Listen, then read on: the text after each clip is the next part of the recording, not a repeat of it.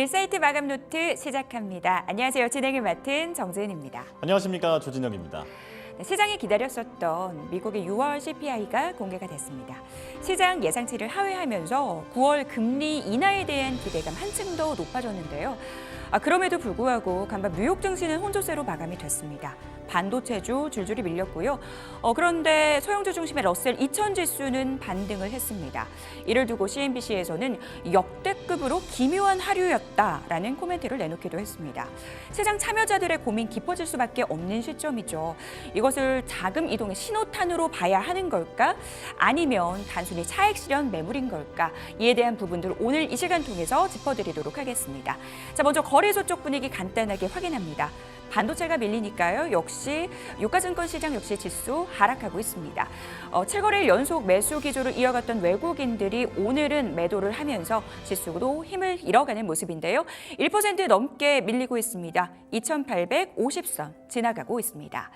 오늘 거래소 대비해서 그래도 코스닥은 나름 선방을 해주고 있는 것 같아요. 네, 그래도 오전에 잠깐 빨간불을 켜는가 싶더니 지금까지 현재 계속 약보합권에서 움직이고 있습니다. 자, 그래도 모처럼 외인이 매수에 나서면서 바닥을 좀 다져주고 있는 듯한 모습인데요. 848.8까지 떨어져 있는 상황입니다. 0.4% 약세를 보이고 있죠. 자, 지금 시총 상위 종목을 좀 보면 에코프로비엠이 조금 2%대 강세를 보이고 있지만 HLB가 7% 안팎에서 약세를 보이고 있습니다. 자, 이번 주 내내 섹터를 보면 제약바이오, CX의 유리기판 이런 몇 가지 섹터 안에서 계속 순환매가 일어나고 있는데 이런 혼란스러운 장세에서 소외되지 않으려면 실적이라는 기준을 꽉 잡고 가야 한다. 여러 전문가가 조언하고 있습니다. 오늘 저희 방송 통해서 투자 방향 잘 잡아보시기 바라겠습니다. 자, 그럼 딜사이트 TV 마가노트 필기 시작합니다.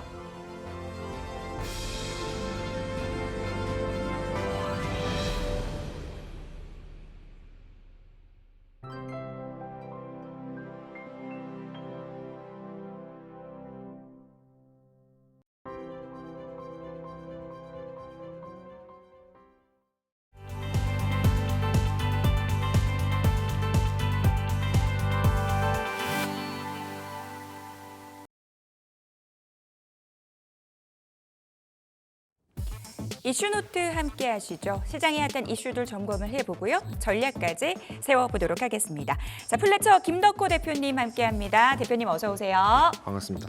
네, 대표님과 함께 시장 이야기 나눠보도록 하겠습니다. 자, 오늘의 이슈 화면으로 확인하시죠. 미국의 6월 CPI가 공개가 됐습니다. 이에 따른 시장 전략 점검을 해보고요. 반도체가 밀리는데 이제 잡아봐도 될지 이야기 나눠보고요. 또 시장의 뜨거운 감자였던 두산그룹주 얘기까지 나눠보도록 하겠습니다. 미국의 6월 소비자 물가지수가 공개가 됐습니다. 시장 예상치를 하회하면서 시장에서는 이제 기준금리 인하, 9월 인하를 기정사실화하는 분위기입니다. 일각에서는 3회 인하까지도 얘기가 나오고 있던데요. 이제 9월 금리 인하를 기정사실화해도 되는 건지 어떻게 보시는지 좀 궁금해요. 저는 좀 솔직한 말씀으로 드리면 오늘 이제 CPI가 그래도 예상 대비해서 하회를 했다라는 부분들은 분명히 이제 물가가 잡히고 있기 때문에 긍정적이라는 말씀을 드릴 수 있겠습니다만은 네. 과연 파월 의장이 겨우 이 정도 사태만 보고 9월에 금리 인하를 할 것인가라는 부분들은 저는 아직까지는 좀 의문이다라고 말씀을 드리고 싶습니다. 과거에 파월 의장이 트럼프 대통령 집권 당시에 이제 금리를 2.5% 이상대로 지금 유지를 하면서도 그때 트럼프 대통령이 이런 얘기를 했었어요. 그러니까 금리를 낮추면은 미국 기업들이 성장력이 훨씬 더 로켓처럼 날아갈 것이고 미국 경제가 부양될 것이다 이런 얘기를 했는데도 네. 끝까지 반대했던 사람 중 한 명이 바로 파월 의장입니다. 그러니까 왜냐하면은 지난 10년이 넘는 기간 동안에 2021년 이후로부터 계속 미국 증시는 강세장을 이어왔었고 이 부분들에 대해서 과잉, 즉 이제 버블 장세를 막기 위해서는 지금은 금리를 조정할 필요가 있다라고 결단을 내렸던 사람도 어떻게 보면은 당시 이제 파월 의장의 점을 본다면은 상당히 매파적인 인물입니다. 그러니까 지금 시장에서는 연준의 발언에 그렇게 주시를 하고 있지 않습니다. 오히려 점도표만 보고 추정을 하고 있지만 문제는 우리가 그 추정도 이미 1년 반 전부터 계속 금리 인하할 거야, 금리 인하할 거야. 한 번도 파월 의장은 그런 얘기한 적 없는데 네. 시장이 먼저 거기에 반응을 했었죠. 그러다 보니까 꽤나 지지부진한 장세가 유지가 될 때는 또 답답하다. 왜 시장 안 가냐? 이런 눈치 싸움이 될 수밖에 없는데 저는 그러면 여기서 이제 긍정적으로 볼 수 있는 것과 이제 조금 더 현실적으로 좀 직시해야 될 부분들을 좀 차별화를 드려서 말씀을 드린다면은 네. 일단 물가가 떨어지고 있다라는 거는 우리가 지금 투자하고 있는 수많은 기업들에 대해서의 고충들이 많이 완화될 가능성이 크다라는 겁니다. 일단 기업들은 사실 어떤 사업을 진행을 하는 데 있어서 뭐 내돈내산으로 일을 하기가 굉장히 어렵습니다. 그러다 네. 보니까 대출 금리도 굉장히 높아져, 인건비 높아져. 여기에 자재값까지 부담이 되다 보니까 이 부분들이 지난 2022년, 23년도에 상당 부분 부담이 컸었죠. 근데 네. 오히려 이런 CPI 부분들이 부담이 줄어든다라고 하는 것은 일단 일시적이긴 하겠습니다만은 기업에서는 이제 완화적인 부분들에서 진입을 하고 있다라고 보겠죠. 문제는 이제 여기서 이 CPI가 조금만 더 빨리 떨어지기 시작한다면 이때는 이제 서비스 업종에 대한 부분들에서의 축소, 즉 그러면 실제 완성된 제품에 대한 판매가 지연되다 보니까 또 악성 재고가 나오는 이런 영향들이 나올 가능성이 큽니다. 그래서 지금은 이제 어떻게 보면은 이 금리 인하에 대한 부분들이 물가에 맞춰져 있는 것은 어떻게 보면 사실이지만 네. 우리가 물가 자체만 보고 무조건 금리가 내린다라고 선단하는 것은 조금 어려운 실정이다. 그렇기 때문에 지금 경제 상황을 좀 더 주시하기 위해서는 다양한 지표들을 함께 병행해서 참고하셔야 된다는 점을 참고하시면 좋을 것 같습니다. 제롬 파월 연준 의장 원래 상당히 매파적인 인물이었죠. 너무 9월 금리 인하에 대해서 낙관하기보다는 앞으로 나올 지표들도 꼼꼼하게 체크를 해보자라는 부분 언급을 해주셨습니다. 네, 간밤 뉴욕 증시 흐름을 보니까요, 대표님. 좀 고민이 많아지는 것 같습니다. 러셀 2000 지수가 반등을 하면서 이제 그러면은 자금 이동하는 건가? 포트 재편 해봐야 되는 건가? 시장의 결이 바뀌는 거야? 이런 고민이 들기도 하는데요. 어떻게 보세요? 일단 오늘 이제 M7을 비롯해서 이제 미국의 대형 시가총액을 갖고 있는 종목들의 매물이 굉장히 많이 나왔습니다. 근데 이처럼 이제 매물이 많이 나왔다기 때문에 뭐 이제 빅테크주 끝났느냐 뭐 이렇게 말씀하시는 분들도 계실 네. 것 같은데 사실 IT에 대해서 지금도 과열이다라는 부분들은 아마 많은 분들이 다 공감을 하실 거예요. 왜냐하면 우리가 뭐 HBM을 비롯해서 지금 앞으로 대체될 수 있는 이 AI 섹터에 대한 부분들의 기대감이 굉장히 계속 높아지기 때문이죠. 그런데 그렇다고 해서 우리가 과열이지만 이것이 버블인가라는 의문을 제기했을 때는 여전히 반도체 부분들에서는 실적세에서 계속 이제 요구가 되고 있고 특히 이제 캐파 증설 이런 부분들이 계속 언급이 되기 때문에 우리가 뭐 대형 기술주들의 몰락이 시작됐다라고 보기는 조금 어려운 상황이라고 말씀드릴 것 같습니다. 네. 오히려 중소형주와 그리고 이제 부동산, 리츠 뭐 이런 이제 그동안 좀 거래가 좀 축소가 됐던 자산군들이 다시 거래가 되는 원인은 그만큼 이제 우리가 상대적으로 엔비디아 우리가 지난 엔비디아가 액면 분할을 시작하면서 우리나라에 있는 많은 개인 투자자분들도 국내의 삼성전자, SK하이닉스 좋지만 너무 안 간다. 차라리 엔비디아 선택하겠다면서 네. 덥석 하신 분들이 많이 계십니다. 맞아요. 자, 근데 이걸 무엇을 의미하냐면은 그만큼 시장에서의 주도주가 있을 때는 우리가 대형 종목을 보지만 시장에서 주도가 없다면 혹은 탄력을 점점 잃어간다라고 했을 때는 탄력이 큰 곳을 찾아갈 수밖에 없습니다. 그러다 보니까 미국 시장 같은 경우에도 오늘 나스닥 지수를 비롯해서 대형 종목들은 주가가 좀 빠졌지만 오히려 러셀 지수 같은 경우에는 상당 부분 많이 상승을 했었죠. 이 시장이 이제 우리나라 같은 경우에는 코스피에 있는 대형 200 종목들보다는 코스닥 100, 코스닥 200에 있는 대형 종목들보다는 오히려 코스닥에 있는 중소형 종목들 중심으로 반등세가 굉장히 많이 나타난다라는 것을 설명을 드릴 것 같습니다. 그래서 이런 시점에서는 이제 매매 전략을 우리가 그러면 대형주가 너무 안 간다. 그러니까 답답하기 때문에 다 팔아버리겠다. 이렇게 하시면 또 정작 좋게 샀던 종목들을 또 언제 다시 진입할지 모르는 아쉬움이 남습니다. 그래서 이런 시장에서는 이제 주도주, 그러니까 우리가 대형 종목들을 중심으로 구성이 돼 있던 주도주를 쉽게 매도를 하지는 않고 놓치지는 않으시되 오히려 단기적인 매매에 대해서 자신이 있으신 분들이라면은 이 중소형주를 통해서 우리가 이 손실폭을 좀 좁혀 나가시는 상황이 더 중요하다라고 말씀을 드렸습니다.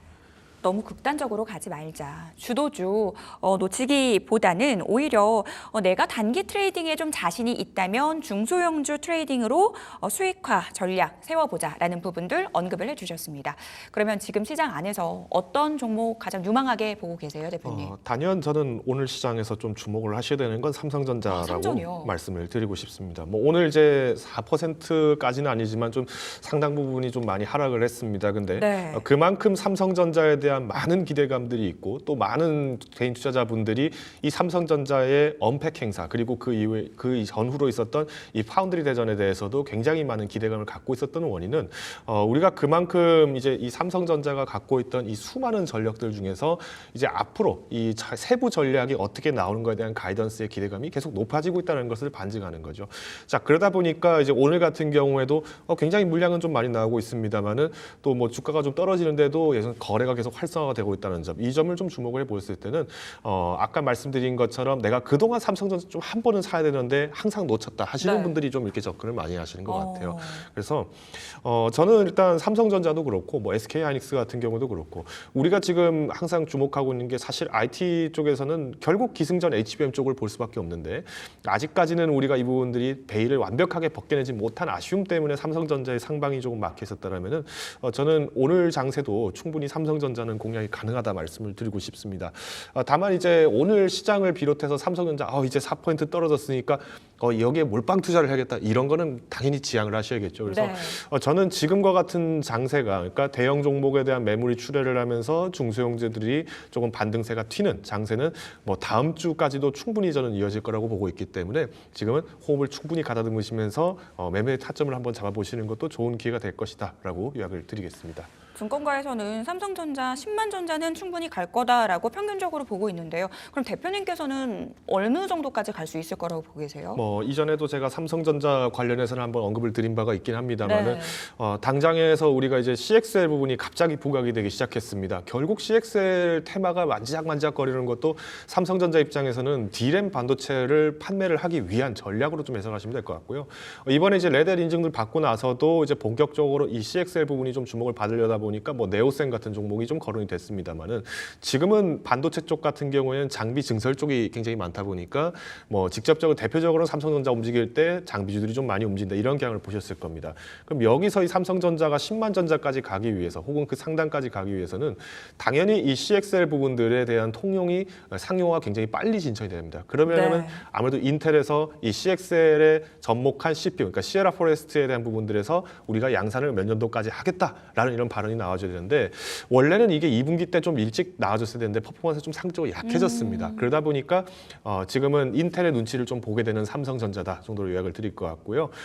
오히려 저는 좀 합리적으로 좀 보신다. 연말까지 그래도 내가 좀 너무 보수적으로 너무 내가 높게 잡지는 않는다라고 하신다라면은 그래도 우리가 항상 잡을 수 있는 지표 중에는 일단 86,000원, 88,000원 그리고 9만 원 이렇게 축차적인 상승 자체는 충분히 유효하다고 판단을 하고 있습니다.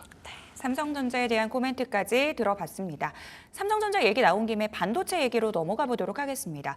간밤 뉴욕 증시 안에서 엔비디아 밀렸습니다. 어지간한 반도체 종목들 다 하락하면서 필라델피아 반도체 지수도 약세를 보였는데 이거 차익 실현 매물인 건지 이제 빠지는 건지 좀 궁금해요. 아까 앞서서 얘기하신 거 들어보니까 그렇게 보시는 건 아닌 것 같아요. 네, 맞습니다. 그러니까 뭐 사실 지금 증권가도 뭐 앵무새라고 합니다. 앵무새. 엔비디아만 외치는 앵무새라고 해서 네. 앵무새라는 표현을 좀 쓰는 분들이 계신데 저도 그렇게 보고 있습니다. 지금 시장 자체가 뭐 결국은 엔비디아를 비롯해서 뭐 마이크론 테크놀로지도 그렇고 마이크로소프트도 그렇고 지금 대부분의 빅테크 기업들이 지금 다 조정을 받았는데 빅테크라서 조정을 받았기보다는 정확히는 그러니까 시총 자체가 굉장히 크고 무겁다 보니까 상대적으로 탄력이 적은 종목으로 다시 회귀하고 있다고 보시면 될 것 같습니다. 우리가 증시가 좀 어렵거나 혹은 경제가 좀 어렵다라고 판단한다면은 많은 투자자분들이 우리가 중소형주 종목에 대해서 뭔가 매매 차익을 만든다고 기대하기보다는 상대적으로 변동이 적은 대형주 종목을 공략을 많이 할 수밖에 없었죠.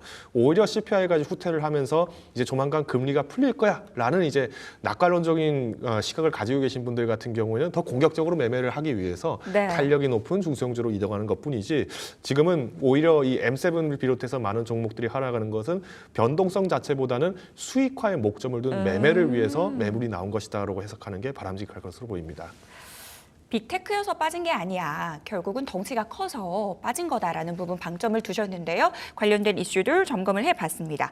그러면 반도체 이렇게 밀릴 때 조금씩 물량 모아가는 게 맞는 전략일까요? 네, 저는 지금과 같은 장세들은 꾸준하게 접근을 하신다라고 보고 있고요. 최근에 이제 골드만삭스인가요, 모건 스탠리인가요? 굉장히 좀 재밌는 레포트라는 게 있었는데 네. 네이버가 로봇 생산의 강자, 로봇 산업의 절대 강자가 될 것이다라는 기사가 얼마 전에 나왔었죠. 자, 근데 뭐 네이버에서도 엠비덱스라는 로봇을 뭐 가지고는 있습니다만은 네이버가 로봇을 만들어서 뭔가 하드웨어적인 부분을 컨트롤한다? 이거는 조금 어려운 얘기죠. 오히려 그렇게 치면은 뭐 오늘 날개를 달고 있는 뭐 두산 로보틱스나 혹은 뭐 레인보우 로보틱스 같이 기존의 로봇 제작사들이 좀 더 기회가 많아질 겁니다. 즉 지금 반도체 섹터가 말하고자 하는 것은 무엇이냐? 지금 올해 작년부터 해서 계속 거론됐던 이 챗 GPT발 AI 시장에 대한 폭풍들은 앞으로도 계속 성장할 수밖에 없습니다. 근데 지금 이번에 뭐 삼성에서도 마찬가지로 S24 모델을 내면서 생성형 AI 폰이다라고 나왔지만 뭔가 영상을 뭐 편집한다든가 그런 부분들보다는 당장에는 사무자동, 그러니까 문서를 만든다든가 이 뭐 사진을 뭐 이렇게 좀 편집한다든가 이런 부분에서 특화했다는 걸 보면은 아직까지는 AI 산업을 지금 당장 접목할 수 있는 부분에 국한돼서 사무적인 형태로 접근을 했습니다. 네. 그럼 결국 AI가 종착점은 어디냐라고 하는 거는 우리가 젠슨 왕 CEO의 발언을 통해서 우리가 눈치를 챌 수가 있죠. 바로 로봇 산업이 최종 목적지다라고 얘기가 됐습니다. 그래서 엔비디아도 결국에는 로봇을 만들지 않지만 로봇 산업의 정점에 있을 것이다라는 레포트가 나오게 된 거죠. 그러면 우리가 이 로봇 산업을 활성화되기 위해서는 결국은 인프라 부분들이 투자가 될 수밖에 없습니다. 지금 많은 분들이 챗GPT 쓰고 뭐 리튼 이런 생성형 AI와 관련된 서비스를 쓰고 있는데 속도가 많이 느리다는 얘기를 합니다. 그러면 이제 로봇들이 도로 위를 달리면서 사무 업무를 봐야 된다라고 한다면 혹은 뭐 업무를 진행을 한다라고 하면은 더 많은 소요들이 걸리겠죠. 그런 의미에서 봤을 때는 아직은 우리가 인프라 쪽에 어떤 뭐 데이터 센터발 뭐 반도체 수요가 굉장히 높아진다든가 이 부분들을 놓치지는 않기 때문에 저는 오히려 지금 시점도 우리가 반도체 섹터는 계속 눈여겨보셔야 된다라고 이야기를 드리겠습니다. 그렇다면 김덕구 대표님께서 보시는 반도체 섹터 내 종목 어떤 게 있을까요? 제가 종종 좀 소개를 드렸던 것 같은데 KN솔입니다. 제가 계속 KN솔을 좀 강조드리는 원인도 뭐 사실 좀 주가만 보면은 답답하게 움직이는 결은 있습니다. 근데 네. 이 기업이 시총 대비했을 때 시총보다 매출이 더 큰 기업이죠. 그러니까 배보다 배꼽이 더 큰 기업이고 실제로 이 KN솔의 매출의 90% 가량은 네. 드라이룸과 클린룸입니다. 그러니까 아마 KN솔 하면은 액침 냉각 이렇게 바로 떠올리시는 분도 계실 것 같은데 네. 이 KN솔의 액침 냉각이 부각된 게 지난 일주일 사이에 한 번 있었습니다. 바로 7월 9일자에 스페인의 서브머, 그러니까 실제 KN솔과 같이 액침 냉각 쪽을 협력을 하고 있는 이 스페인의 서브머라는 기업이 미국의 델사로부터 액침 냉각을 협력을 하겠다라는 소식이 나오자마자 급등하고 다시 줄어들었어요. 왜? 네. KN솔은 국내 시장만 공략을 하고 있습니다. 아직까지. 액침 냉각 쪽에서는 국내 전략을 목표로 하고 있다 보니까 당장의 상승을 하기는 좀 어려웠지만 오히려 클린룸이라든가 특히 이제 드라이룸, 우리가 2차 전지 그리고 반도체 여기에 추가적으로 뭐 디스플레이, 바이오 쪽까지 좀 주목을 해보신다라고 한다면은 저는 이번 2분기도 충분히 KN솔이 선방하는 실적을 좀 나타낼 것으로 보여집니다. 그래서 저는 액침 냉각 쪽의 테마 쪽으로 움직이는 부분들보다는 지금은 이제 견인돼 있던 실적들이 굉장히 탄탄하게 있기 때문에 일단은 변동 자체가 좀 적더라도 일시적으로는 좀 주목해 볼 만한 섹터로서는 또 이 장비주 그중에서도 KN솔을 좀 보시자라고 이야기를 드리겠습니다. 탄탄한 실적 기반으로 주가 견조하게 갈 수 있다라는 부분 주목을 해주셨고요. KN솔 반도체 섹터 내 관심주로 꼽아주셨습니다. 자, 오늘 시장 안에서 또 두산그룹주 얘기를 빼놓을 수 없을 것 같습니다. 이 미래 먹거리를 위해 사업 재편을 했는데요. 두산마켓이 이제 두산 로보틱스의 자회사로 들어가게 됩니다. 우리가 어떤 시너지 효과를 낼 수 있을지 좀 봐야 될 것 같아요. 일단 뭐 이번에 이제 두산그룹이 이제 완벽하게 이제 재편을 하게 된 원인도 네. 그동안에 이제 사실은 채권단한테 시달리면서 굉장히 혼이 많이 났었던 두산그룹입니다. 그만큼 좋은 사업 떼내고 다시 잃어버리고 이런 역사들이 굉장히 좀 많이 났었는데 이번에 이제 재편을 했던 원인은 이제 주요 산업을 중추로 해서 이제 좀 더 사업을 확장하겠다라는 부분으로 좀 보시면 좋을 것 같습니다. 그래서 이제 두산그룹은 이제 에너빌리티 그리고 이제 두산 로보틱스, 두산 테스나 이 3강 구도로 해서 접근을 하겠다라는 부분이 확인해졌고요. 당연히 우리가 테스나 같은 경우에는 AR발 수요에서 테스터 관련 쪽에서 수요가 있다라고 보시면 좋을 것 같습니다. 로보틱스 AI는 이제 마찬가지로 말씀하셨던 이 두산 바퀴 들어가는데 네. 여기에 대한 힌트는 사실 CS2024에서 좀 어느 정도 나왔습니다. 두산 바켓이 이 CS2024에서 출품했던 제품 중에서는 무인 전기 트랙터를 공개를 하면서 네. 그 좁은 와인 양조장을 돌아다니면서 물건을 옮길 수 있습니다라는 부분들을 자신 있게 얘기를 했었어요. 즉 앞으로 우리가 로봇 산업이라는 로보틱이라고 하는 것은 실제 우리가 산업무 현장에서 접목할 수 있는 적용성을 굉장히 넓히려고 하다 보니까 원래는 배보다 배꼽이 크죠. 사실 뭐 시가총액 자체만 따지고 보면은 최근에 두산 로보틱스 주가가 좀 올라가면서 상장이 올라가면서 이제 뭐 5조 5천억 정도 되고 있습니다만은 매출만 따지고 본다면은 두산 로보틱스보다는 두산 바켓이 훨씬 더 배꼽이 큰 상황이죠. 자, 그럼에도 불구하고 두산 로보틱스 밑에 두산 바켓을 넣었다라고 하는 거는 네. 이제 두산 바켓의 이미지는 로봇의 산업 중에서의 하나의 일환이다라고 보셔야 된다는 겁니다. 그래서 지금 두산그룹이 이렇게 개편을 파격적으로 한 것이고요. 사실 이 CS2024 이후에 이 파격적인 행보가 오늘처럼 이렇게 당장 나올 거라는 예상보다는 오히려 25년에서 26년도까지 재무구조를 다져간 이후에 될 것으로 전망이 됐습니다. 근데 오늘 이렇게 로보틱스가 20% 넘게 상승하는 모습을 보시면서 아마 눈치채신 분이 계시겠지만은 네. 8월 MSCI의 편입도 기대를 일부 하는 것 같아요. 그러다 보니까 MSCI 편입 이후에는 또 다시 한번 매물이 나오는 이런 형태가 좀 나올 수 있기 때문에 네. 일단 투자를 하시는 분들 입장이라면 뭐 물론 두산 로보틱스를 오늘 좀 장중에 매매하신 분이라 하더라도 일단 매물출에 대한 부분들에서의 대비는 하시면서 접근을 하셔야 되는 점 참고하시면 좋을 것 같습니다. 수급적인 이슈가 있기 때문에 매물출의 가능성 염두에 두고 매매를 하자라고 말씀을 해주셨는데요. 사실 대표님께서 지난주 금요일에 하반기 유망주로 두산 밥캣을 소개를 해주셨는데요. 우리가 이 김에 두산 그룹 쪽 역량 좀 두루두루 짚어볼까요? 네, 일단 두산 밥캣 같은 경우에도 이번에 이제 자회사를 이제 과거 이제 유압 장비 쪽 이제 자회사를 다시 이제 재인수를 했습니다. 그래서 모트롤이 이제 지난 2020년도에 채권단한테 시달리면서 매각이 됐다가 4년 만에 지금 되찾게 됐는데 여기에 지금 자금을 한 2,400억 정도를 지금 사용을 하게 됩니다. 근데 이 자금에 대해서도 어떻게 보면은 두산 밥캣이 이제 두산 에너빌리티와 나눠지던 부분들을 지금 두산 에너빌리티에서 갖고 있던 지분 물량들에 대한 이제 관리사, 그러니까 여기에 대해서 투자사를 이제 다시 두산 로보틱스가 가져가기 때문에 조금 일시적으로 이제 재무 재편 상에서는 봤을 때 우리가 재무 레포트를 봤을 때는 2분기 실적상에서는 뭔가 두산 에너빌리티가 좀 잘못됐다라는 식으로 좀 느끼시는 분도 계실 것 같습니다. 왜냐하면 이제 이 두산 에너빌리티가 사실은 그동안 이제 원전 쪽에 대한 기대감들도 굉장히 컸지만 이 두산 밥캣 자체가 워낙 효자 노릇을 잘 해주다 보니까 네. 두산 에너빌리티가 생각만큼 실적을 좀 못 해줘도 두산 밥캣에서 끌어지는 일종의 보험을 좀 든 역할이었죠. 근데 네. 이번에는 아예 두산 퓨얼셀로 종목이 좀 바뀌다 보니까 두산 퓨얼셀 지금 요즘에 아직까지도 지금 적자 허덕인다고 하는데 이거 어떤가요? 이렇게 말씀하신 분들이 계세요. 근데 지금 수소연료전지 같은 경우에는 이번에 이제 선박용 쪽까지도 지금 확대를 해서 진행을 하고 있기 때문에 차후 우리가 이 에너지 산업 업종을 좀 본다라고 하면은 두산 에너빌리티도 충분히 매력적이다 말씀도 있을 것 같습니다. 특히 이제 뭐 최근에 SK 그룹도 SK 이노베이션과 SK E&S가 합병을 해서 초대형 에너지 기업을 만들겠다라는 게 이슈를 받으면서 주가가 좀 급등을 했었는데 네. 이런 부분을 봤을 때 뭐 수주 기대감도 많은 두산 에너빌리티는 뭐 아직까지도 투자는 유효하다라고 보고 있고요.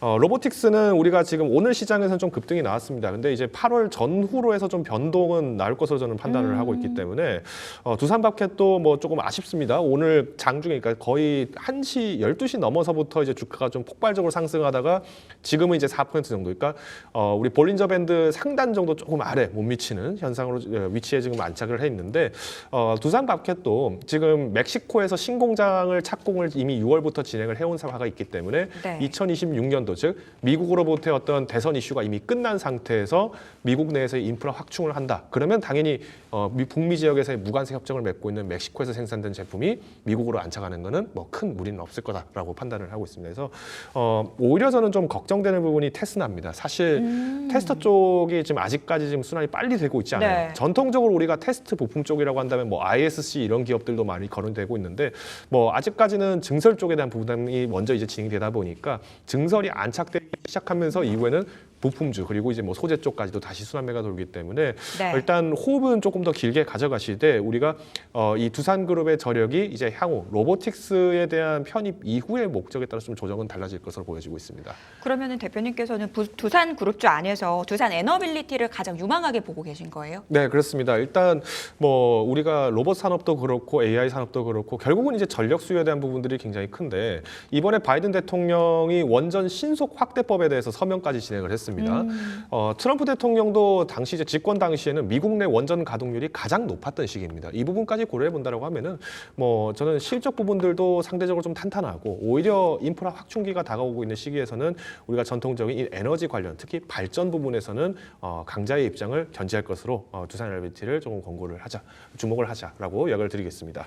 알겠습니다. 폭증하고 있는 전력 수요, 그로 인한 수주 기대감, 탄탄한 실적 받쳐주는 종목이죠. 두산 에너빌리티, 두산그룹주 안에서 탑픽 종목으로 꼽아주셨습니다. 자, 김덕호 대표님 간에 여기서 인사 나눌게요. 오늘 도움 말씀 감사합니다.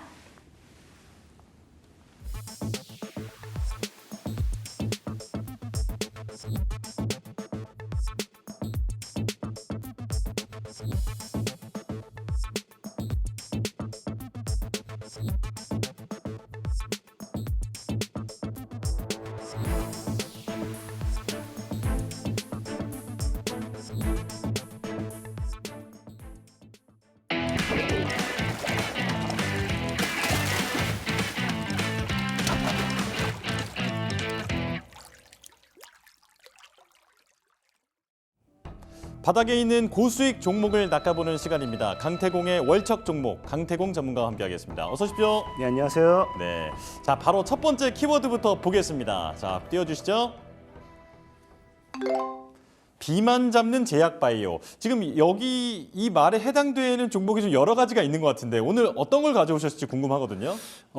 일단은 뭐 지금 시장 규모 자체도 비만 잡는 제약바이오라 해가지고 시청자 여러분들도 알다시피 이제 삭센다에 대한 이 특허가 만료가 올해 중으로 이제 만료가 되게 됩니다. 그러다 보니까 이 비만 잡는 제약바이오 삭센다 같은 경우는 최근에 실질적으로 있어서도 뭐 우리 흔히 잘 아는 명품 가방보다도 더 비싸게 팔린다라고 하면서 그 관련되어 있는 기업들의 실적이 굉장히 증가했어요. 그러다 보니까 이런 시장 규모, 기대되는 시장 규모도 뭐 300조, 400조가 넘어서는 이 시장 규모 속에서 삭센다 특허가 만료된다라는 거는 이 비만 치료제에 대한 이 다른 기업이 먹었던 실적을 나눠 가질 수 있는 그런 기회라 보시면 좋습니다. 그러다 보니 지금 시장에서 사실상 바이오 시밀러 기업들이 뭐하기 시작한다. 이 비만 치료제에 관련되어 있는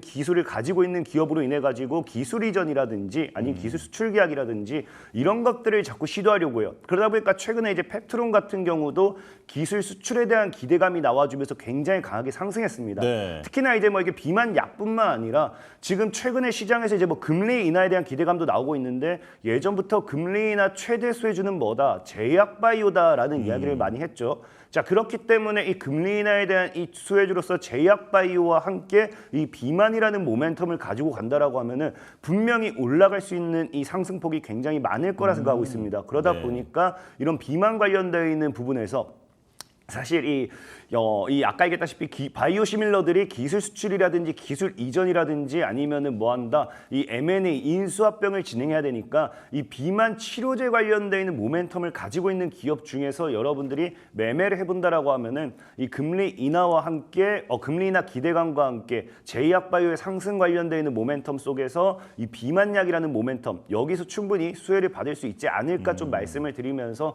오늘은 좀 비만 관련돼 있는 모멘텀의 수혜주들 한번 소개시켜 드려 보려고 가지고 왔다 말씀을 좀 드리겠습니다. 네, 자 비만 치료제 최근에 정말 뜨거웠기 때문에 아마 시청자분들 대부분은 이제 종목명까지 다 꿰고 계실 거예요. 자, 어떤 종목을 가져오셨는지 궁금한데요. 자, 볼까요? 자, 대원제약을 가지고 오셨습니다. 자, 어떤 이유로 가지고 오셨을까요? 대원제약 같은 경우는 사실상 이제 더 좋다라고 보면 좋은 게 뭐냐고 하면은 일단 우리가 키워드를 보면서 설명을 드리도록 하겠지만 예. 보통의 이 비만 치료제라고 하면은 뭐 일단 대원제약만의 기술이 아닙니다. 지금 현재 대원제약만의 기술이 아니고 라파스라는 기업과 함께 이 비만 치료제를 공동 개발하고 있습니다. 그러다 보니까 지금 오늘장의 라파스 같은 경우도 상한가를 갈까 말까 이렇게 얘기하고 있는데 이 비만 치료제가 특히나 지금 더 우리가 이 대원제약과 이 라파스의 비만 치료제가 더 이슈가 될 수 있는 부분이 어떤 부분이냐? 바로 이제 이 대원제약이라는 이 기업이 라파스와 함께 이제 현재 공동 개발한 이 비만 치료제가 붙이는 비만 치료예요. 그러니까 붙이는 거예요? 예, 세계 최초 패치형이라 해가지고 이제 붙임으로써 붙인다라는 거는 지금 이제 여러분들이 뭐 삭센다라든지 위고비라든지 보시면 아시겠지만 다 이제 직접 놔야 됩니다. 그러니까 주사바늘을 놔야 돼요. 그러다 보니까 사실상 여기에 대한 이 거부감을 느낀다라든지 아니면 뭐 좀 공포감 이런 것들이 있는 사람들은 사용하고 싶다 하더라도 사용할 수가 없는 상황이에요. 근데 이런 상황 속에서 대원제약 같은 경우는 라파스라는 기업과 함께 뭐 하겠다 붙이는 패치를 이제 공동 개발했기 때문에 향후 아마 비만 치료제에 대한 시장 규모가 커지면 커질수록 오히려 대원제약 같은 이런 기업들이 이런 직접적인 주사를 놓는 게 아니라 붙이면서 굉장히 간편하게 해결할 수 있기 때문에 오히려 이러한 기업들이 관련되어 있는 반사익 수혜주로서 오히려 굉장히 크게 올라갈 수 있지 않을까 좀 기대해 볼 수 있을 거라 생각합니다. 네. 그렇기 때문에 뭐 사실 비만 치료제 지금 당장 본다라고 하면은 이미 뭐 여러분들 펩트론 같은 기업들이 더 좋은 것도 맞습니다만은 오르지 못한 종목을 찾아봤을 때는 오히려 지금 대원제약 같은 기업의 기술이 더 좋지 않나라고 좀 생각을 해보고 있고요.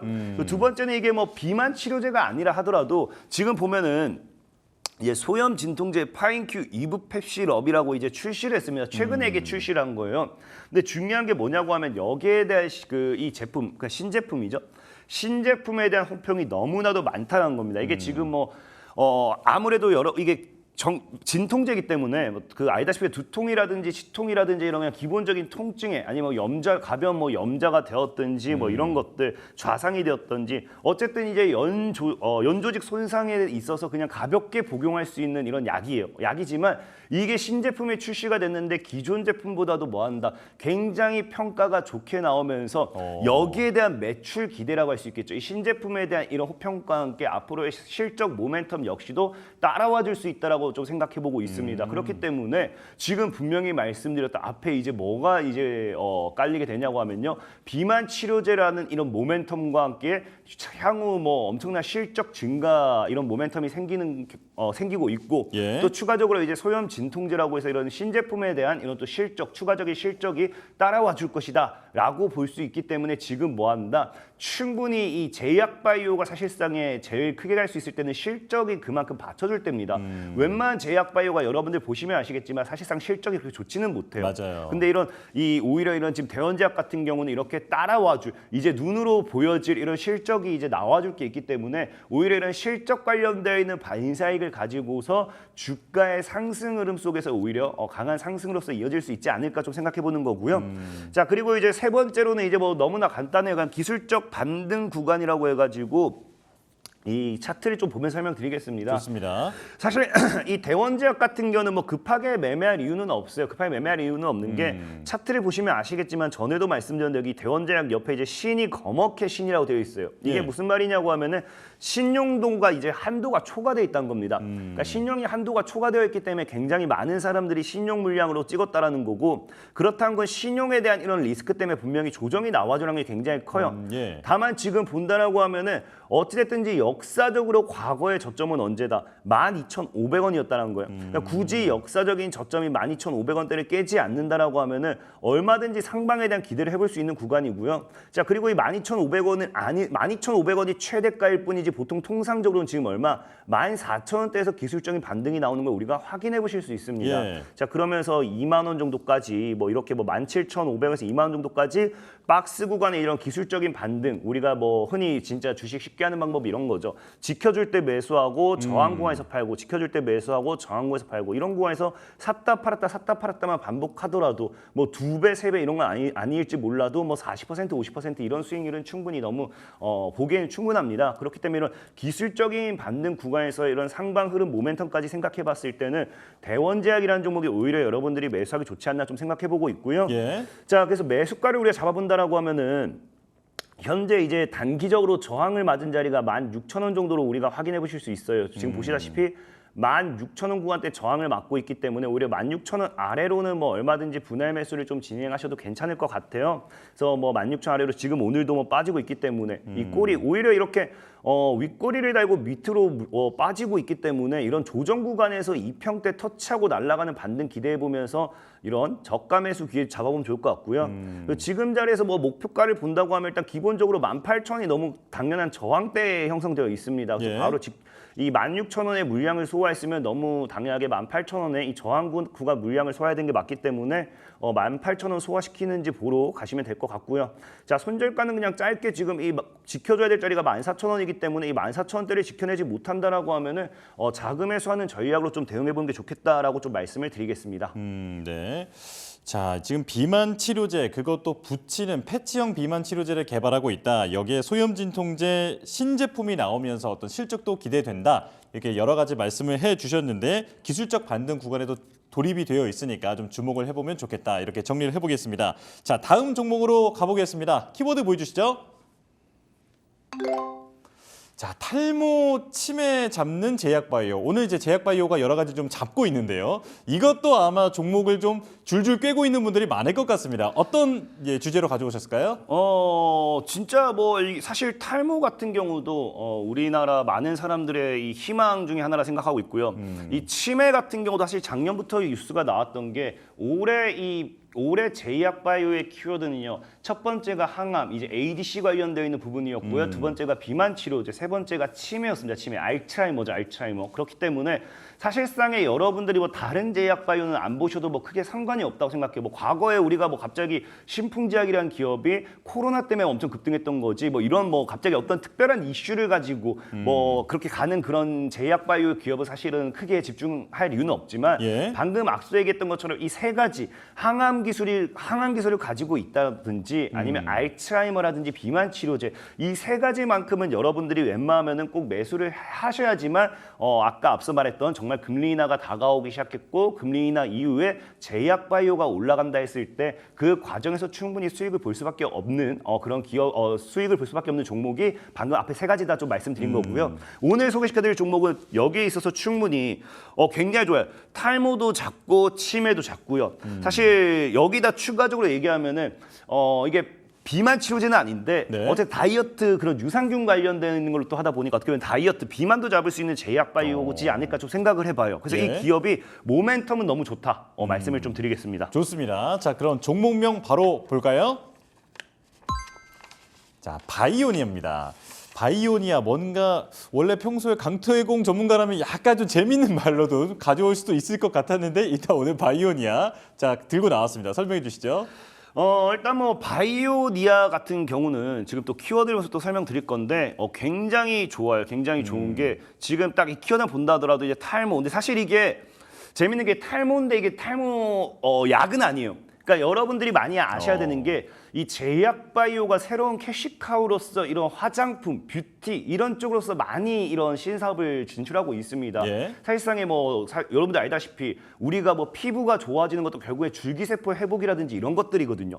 근데 앞서 말한 것처럼 제약 바이오 기업들은 애초에 줄기세포 관련되어 있는 기술을 가지고 있다든지 이런 기술을 가지고 있다고 하면은 그냥 그 기술을 그냥 바르는 제품으로 만들어 버리면요. 먹으면 약이겠지만 바르는 제품이 돼 버린다고 하면 그냥 사실상은 화장품이 되는 겁니다. 그러다 보니까 바이오니아 같은 경우는 지금 이 탈모 치료제라기보다는 사실은 탈모 화장품이라고 좀 말씀을 드리고 싶어요. 네. 그러다 보니까 이 탈모 화장품에 따른 이런 이 매출에 대한 이 실적 증가가 기대되는 추세인데 중요한 거는 이 기업이 최근에 콜롬비아에 있어서 독점 공급 계약을 체결했다는 거예요. 독점이란 건 말 그대로 이 기업에 대한 이런 탈모 화장품에 대한 정말로 이런 가치라든지 이런 실질적인 효과라든지 이런 것들이 어느 정도 많이 입증된 게 아닌가 좀 생각해보고 있고요. 예. 더 중요한 건 이런 바이오니아가 지금 현재 보면은 이번에 콜롬비아와 독점 계약을 체결하기 이전에도 올해 3월에 이미 쿠웨이트와의 독점 계약을 체결했습니다. 그러면서 지금 이런 바이오니아라는 기업이 탈모 관련되어 있는 화장품으로서 지속적으로 이 독점 계약을 여러 군데 체결을 하는 걸 봤을 때 제가 보는 관점에서는 이 바이오니아라는 기업, 바이오니아라는 종목은 지금 현재 앞으로의 이 남미 시장을 시작으로 해가지고 전 세계적으로 정말 앞으로 독점 계약하는 구간대가 더 많이 나오지 않을까 좀 생각을 해봐요. 그럼 이런 것들이 결국에 독점 공급 이런 것들이 하나하나 증가하면 증가하게 될수록 결국엔 역시나 아까 앞서 말씀드렸던 것처럼 기업의 실적으로 연관되는 구간이다, 실적으로 연관되는 부분이다라고 좀 말씀을 드리고 싶고요. 네. 자 그리고 이제 또 두 번째로는 이게 아까 얘기했던 게 지금 중국 소셜 커머스 이제 사오홍슈라는 이 기업 여기에 좀 진출을 합니다. 진출을 하는데 이제 앞서 말씀드린 것처럼 이제 바이오니아의 직접적인 제품은 아니에요. 바이오니아가 아니고 바이오 자회사 에이스 바이옴의 제품입니다. 에이스 바이옴의 제품인데 이게 역시나 뭐한다. 다이어트 유산균이에요. 다이어트 유산균이다 보니까 사실상에 지금 이제 앞서 최근에 말씀드렸던 비만 치료제 시장 이런 것들 굉장히 효과가 굉장히 기대 이런 실적 기대라든지 이런 거 주가 상승 많이 나온다 했잖아요. 결국에 이 바이오니아라는 기업 역시도 지금 엮으려고 하면 엮을수록 굉장히 이슈는 많다라는 거예요. 그러니까 지금 이 결국에 이 다이어트 유산균도 사실은 미용으로 들어가게 된 거거든요. 근데 탈모 화장품도 그렇고 이런 다이어트 유산균도 그렇고 전체적인 미용 시장 쪽을 공략하게 되면서 우리가 뭐 전 세계적으로 지금 알다시피 지금 뭐 K 뷰티 열풍 뭐 이런 것들 화장품 열풍 정말 굉장히 많이 크게 뜨고 있잖아요. 네. 그러니까 지금 이 기업이 실적이면 실적, 지금 뭐 나아가는 제품이면 제품 방향성 이게 전혀 트렌드에 뒤처지지 않는다라고 좀 보시면 좋습니다. 그래서 지금 전체적으로 이런 이 두 가지 모멘텀만 본다 하더라도 전체적인 트렌드에 맞는 기업인 만큼 앞으로 이 기업의 주가가 분명한 거는 더 올라가면 올라갔지 뭐 빠질 수는 없다 생각하고 있고요. 이 기업의 나중에 여러분들이 차트를 본다 하더라도 만약에 이 사실 뒤에도 설명드리겠지만 뭐 알츠하이머 이것도 중요하긴 하지만 예. 이 앞에 뭐 탈모 화장품이 됐던 다이어트 유산균이 됐던 이 정도만 본다 하더라도 지금 자리에서 이 바이오니아를 안 사야 될 이유는 단 1도 없지 않을까 좀 생각을 해보고 있습니다. 자, 예. 그리고 이제 마지막으로는 이제 알츠하이머. 이 알츠하이머 역시도 이 항암과 비슷해요. 이제 사실상의 우리나라뿐만 아니라 전 세계적으로 이 제약 바이오가 정말 크게 올라가려고 하면은 첫 번째 사실 항암은 맞습니다. 항암은 그냥 진짜 엮인다라고 하면 주가가 당장에 10배가 올라가도 말릴 수 없을 만큼 굉장히 큰 이슈예요. 항암 치료제라는 거는. 근데 그거와 함께 지금 전 세계적으로 지속적으로 이제 이슈가 되고 있는 게 알츠하이머거든요. 이 치매 치료제를 누가 먼저 잡느냐, 누가 이걸 완벽하게 해결할 수 있느냐, 이걸 먼저 성공해내는 기업이 있다라고 하면은 아마 그 기업은 분명하게 주가가 레벨업이 아니라 기업이 레벨업을 분명히 더블이고 세배고 진짜 엄청난 크기로서 성장할 수밖에 없다 좀 생각하고 있고요. 예. 근데 중요한 건 이 알츠하이머 치료 기술에 있어도 기존에는 뭐 다양한 이런 치료법이 있었겠지만 또 새로운 치료법이 발견되기 시작해요. 그러니까 이게 치료법이라는 게 효과가 어느 정도 있겠지만 지금까지 완치를 만들 수 있는 완벽한 치료법은 없습니다. 예. 그러다 보니까 이 새로운 치료법을 계속해서 연구 개발하는 거고 어찌됐든지 새로운 치료법이 개발이 됐는데 이 새로운 치료법을 지속적으로 사용하다 보면은 이게 진짜 만약에 완치가 됐다라고 하면은 정말 이 치료법이 앞으로는 더 크게 뜰 수밖에 없어요. 그러다 보니까 이 새로운 치료법에 대한 기대감이 굉장히 많이 부각이 되는 건데 이게 이제 리보엑산을 조절을 통해 가지고 이 알츠하이머라 이 치매가 지금 이제 진행되는 거를 뭐 중단시키거나 아니면 지연시키거나 사실 이것도 뭐 완전한 치료는 아닌데 이제 어쨌든 중단을 시킨다는 것 자체가 더 이상 나빠지진 않는다는 거예요. 그렇기 때문에 어떻게 보면은 늦게 발견하는 게 아니라 조기에 발견한다고 하면은 이것도 하나의 완벽한 치료다라고 좀 생각을 하고 있습니다. 자, 어쨌든 이런 리보핵산을 조절하는 거기 때문에 이 새로운 치료법에 있어서 방금 얘기했던 이 접근 방법에 있어서 이런 것들이 있어가지고 사실 바이오니아가 100% 한다, 바이오니아의 기술이라고 할 수는 없지만 역시나 앞에 얘기했던 다이어트 이런 유산균 이랑 똑같습니다. 자회사예요, 자회사. 자회사가 이 관련 치료제 후보 물질을 보유하고 있어요. 그러다 보니까 여기에 관련되어 있는 부분들이 역시나 이 대원제약의 바이오니아의 이 부각이 될 수밖에 없고 이 세 가지 모멘텀 중 사실 제약이라는 거는 굉장히 하나만 얻어 걸려도 크게 갈 수밖에 없는데 이 제약 바이오의 영역에 있어서 세 가지나 가지고 있다는 건 굉장히 모멘텀이 크다라고 좀 말씀드리고 싶고요. 자, 그런 관점에서 봤을 때 이 바이오니아라는 종목 차트 보면서 좀 예. 설명 들어볼까요? 지금 차트 보면서 또 말씀드린다고 하면은 지금 이 바이오니아 같은 경우도 사실상 뭐 기술적인 반등 구간대를 좀 노려볼 수 있는 구간입니다만은 자, 보면 아시겠지만 이제 이런 식으로 보면은 지켜줘야 될 구간 지키면서 살짝 돌리고 있고요. 하방 추세 돌파가 나오는 삼각수렴대와 함께 돌파가 나오는 구간대에 나오고 있기 때문에 충분히 바이오니아라는 기업에 있어서 추가적인 상방 흐름을 기대해 볼 수 있습니다. 다만 이제 일봉상 흐름 봤을 때는 이 지금 현재 37,500원, 38,000원 이 구간대가 강한 저항이에요. 최근에도 거의 준상한가가 나왔다가 지금 조정을 주는 만큼 이 37,500원 위에는 사실 굉장히 강한 저항이기 때문에 뭐 굳이 위로 살 필요는 없고 뭐 비싸게 산다 하더라도 한 38,000 아래로 좀 매매를 진행해 보시면 좋을 것 같고요.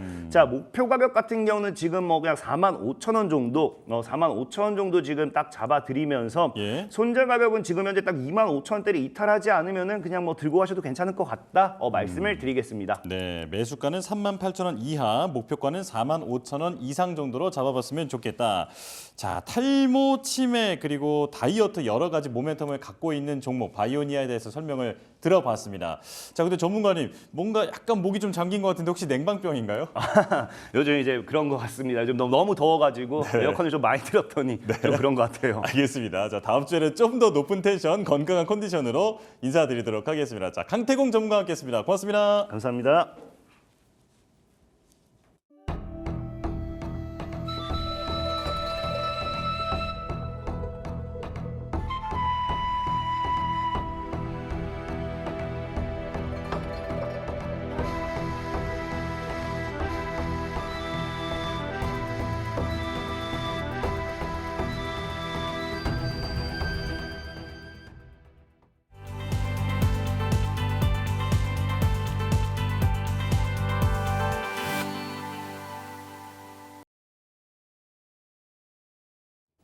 증권사 리포트를 통해 투자 인사이트를 넓혀보는 시간입니다. 역발상 투자 시간 독립리서치 P&J 손창현 팀장과 함께하겠습니다. 어서 오십시오. 네, 안녕하십니까. 네, 자, 첫 번째 리포트부터 바로 열어보겠습니다. 첫 번째 리포트는 하이록 코리아인데요. 메리츠 증권의 리포트입니다. 자, 삼성중공업 15.1억 달러 수주 성공, 그리고 2분기 수주액 500억대 진입 성공, 삼성전자향 마감공사 계약 증액. 자, 여기서는 지금 이게 메리츠 증권인가요? 자, NH투자증권 네, 리포트인 것 같습니다. 자, 목표가가 35,000원으로 나와 있습니다. 자, 지금 하이로 코리아 하면 조선 기자재 피팅 기업인데 피팅 기업이라는 말부터 조금 더 이해가 어렵거든요. 좀 쉽게 설명을 해주실까요? 이게 피팅 업체라고 하는 건 이제 관 이음새를 연결해주는 역할을 해준다라고 생각을 하시면 됩니다. 예. 이 여러 가지 공장을 지을 때나 이 조선을 만들 때 이 여러 가지 파이프 등이 이렇게 이동을 해야 되는데요. 그 이동하는 거에 대한 부분을 연결해주는 걸 이제 피팅 관이음새라고 말씀을 드릴 수 있을 것 같습니다. 아, 예. 근데 이게 왜 좀 중요하냐면 그 뭐 유체나 기체가 흐를 수 있도록 이제 유도를 해주는 역할을 해주고요. 그리고 온도 조절이나 압력 조절, 그리고 유량 조절을 해줄 수 있는 역할을 해주기 때문에 이게 엄청나게 좀 중요한 기술이다라고 말씀드릴 수 있을 것 같고요. 최근에 뭐 시장 보시면 아시겠지만 조선 수주를 좀 많이 받고 있는 조선주들이 더 탄력이 좋은 흐름이라고 보시면 됩니다. 예. 선박이 직접적으로 제조하고 있는 업체가 좋은 이유는 뭐 아시다시피 이제 그 미국이 중국 관련돼서 관세를 부과하기로 했잖아요. 그래서 반사이익을 국내 쪽 조선 업체들이 같이 연결될 수 있다라고 하는 부분이 첫 번째고, 두 번째는 이제 국제 회사 기구에서 환경을 계속적으로 규제하고 있는 상황입니다. 그래서 작년 7월에 발표를 했는데 탄소 관련돼서는 50%를 좀 줄여보자라고 했었던 기존의 기조를 이제 무탄소로 만들자라고 해서 계속적으로 이제 그 무탄소로 선박을 만드는 부분이 확대된다라고 하면 이 신규로 수주가 나오고 있는 쪽은 이 선박은 이제 무탄소 관련된 선박으로 해소가 될 수가 있을 가능성이 높을 것 같고요.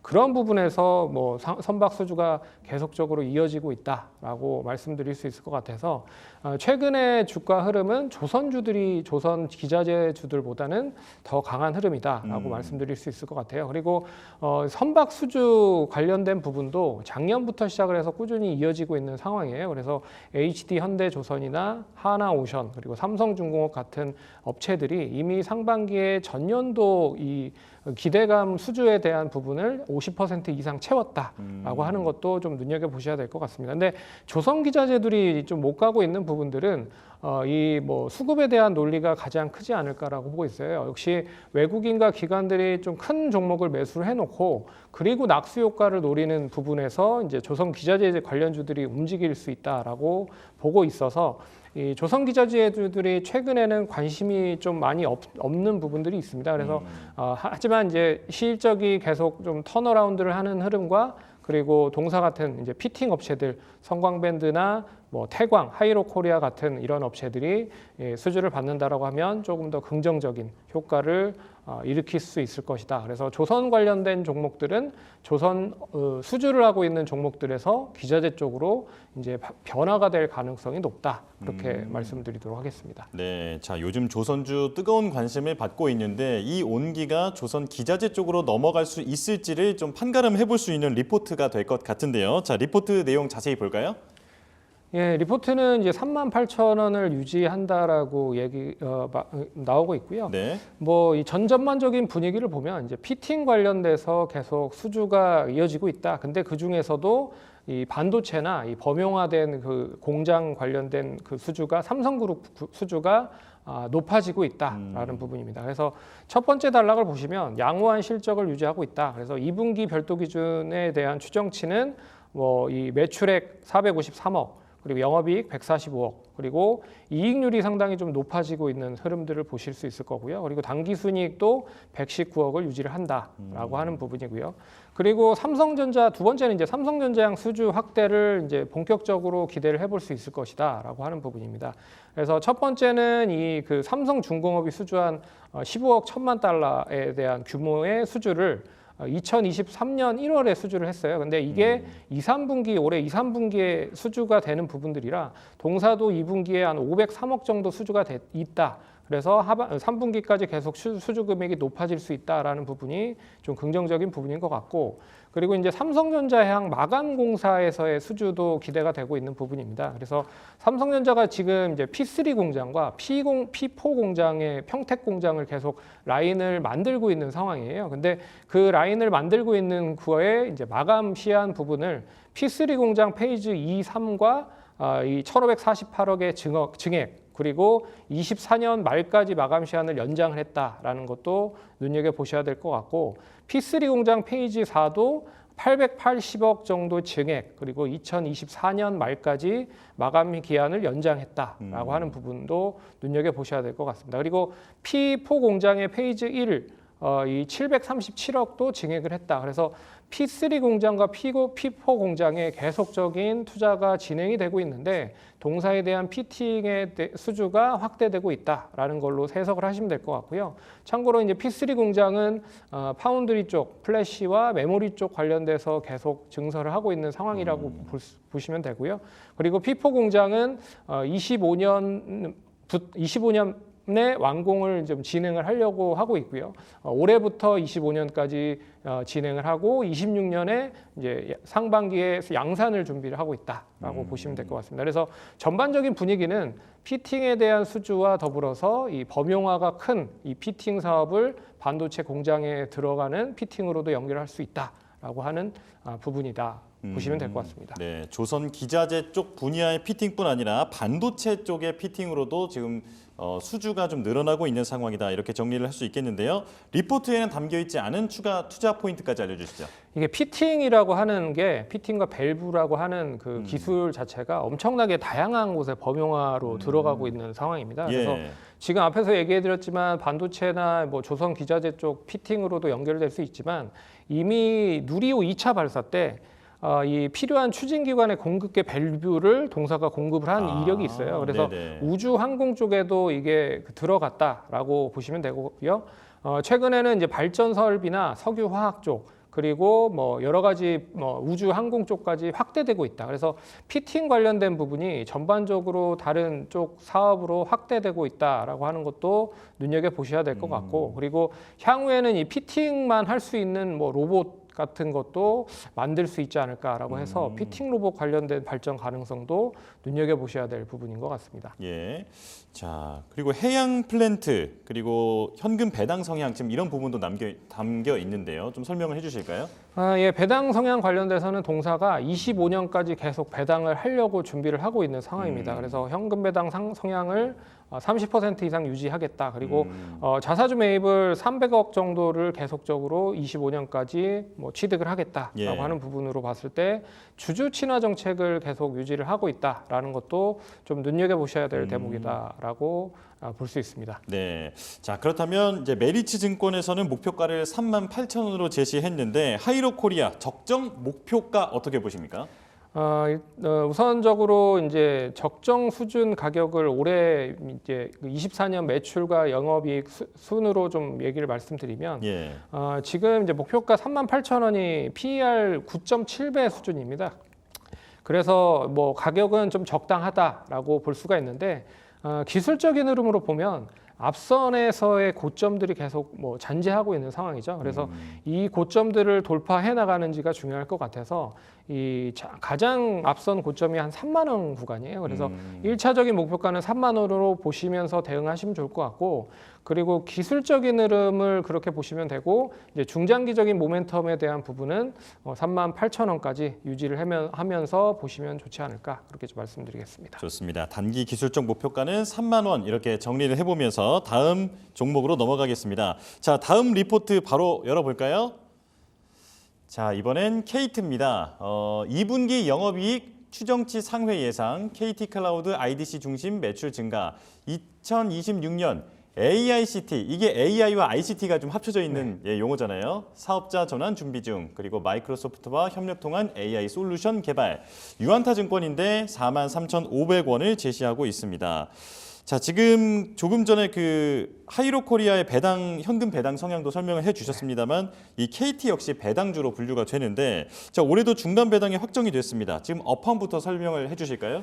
예, 업황은 이제 통신 업체들이 상당히 좀 재미가 없죠. 근데 전반적으로 통신이 잘 인프라가 구축이 돼야 자율주행도 할 수 있고 인공지능도 할 수 있고 한다라고 보면 이게 뭐 우리나라에서는 상당히 좀 진부하고 좀 고부가 가치 사업이 없는 그런 사업이라고 좀 볼 수 있지만 인프라적인 부분에서는 상당히 필요하다라고 말씀드릴 수 있습니다. 예. 근데 그 중에서도 가장 중요한 부분이 이제 지수 방어적인 역할을 좀 하고 있는 게 통신주다라고 말씀드릴 수 있을 것 같아요. 그래서 최근에 코스피 기준으로 봤을 때 주가가 많이 올라서 코스피가 많이 올라간 대신에 이제 많이 못 올라간 종목들을 계속 찾으려고 하는 시도를 할 거다. 그래서 오늘도 역시나 많이 못 올라간 뭐 게임이나 엔터, 2차 전지 관련주들이 상승을 하고 있다라는 거는 그런 배경으로 보시면 될 것 같고요. 역시 여기에 이제 그 통신주들도 마찬가지라고 볼 수 있습니다. 통신주들도 지수 방어적인 역할을 할 수 있는 역할을 하고 있는 종목들이 뭐 KT나 SK텔레콤, LG유플러스가 있는 상황이고요. 그리고 또 중간 배당이나 하반기 배당도 기대를 해볼 수가 있는데 이미 이제 중간 배당 시점에 이 LG유플러스가 2.6% 배당, 그리고 SK텔레콤이 1.6%, 그리고 동사가 500원, 주당 500원 해서 시가 배당률 1.3% 배당을 했고요.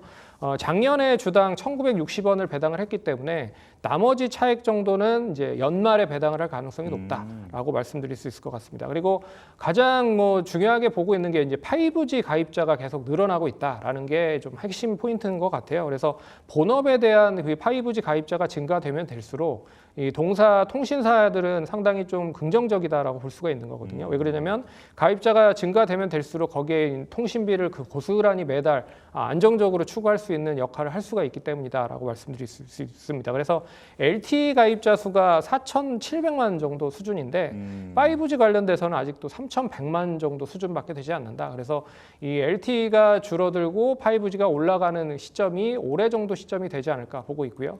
그게 이제 온 디바이스향 인공지능 관련된 반도체를 탑재한 그런 이제 폰들이 속속들이 출시가 될 수 있다는 거죠. 그걸 이제 5G와 연계해서 본다라고 하면 이 스마트 기기에 대한 부분과 통신주들에 대한 관심이 다시 한번 집중이 될 수 있다. 그렇게 보고 있습니다. 네, 자 AI, 뭐 반도체 이렇게 얘기를 많이 하지만 이런 부분들이 발전하려면 그 기반 인프라가 되는 게 바로 통신 사업이다 이런 말씀을 해주셨는데요.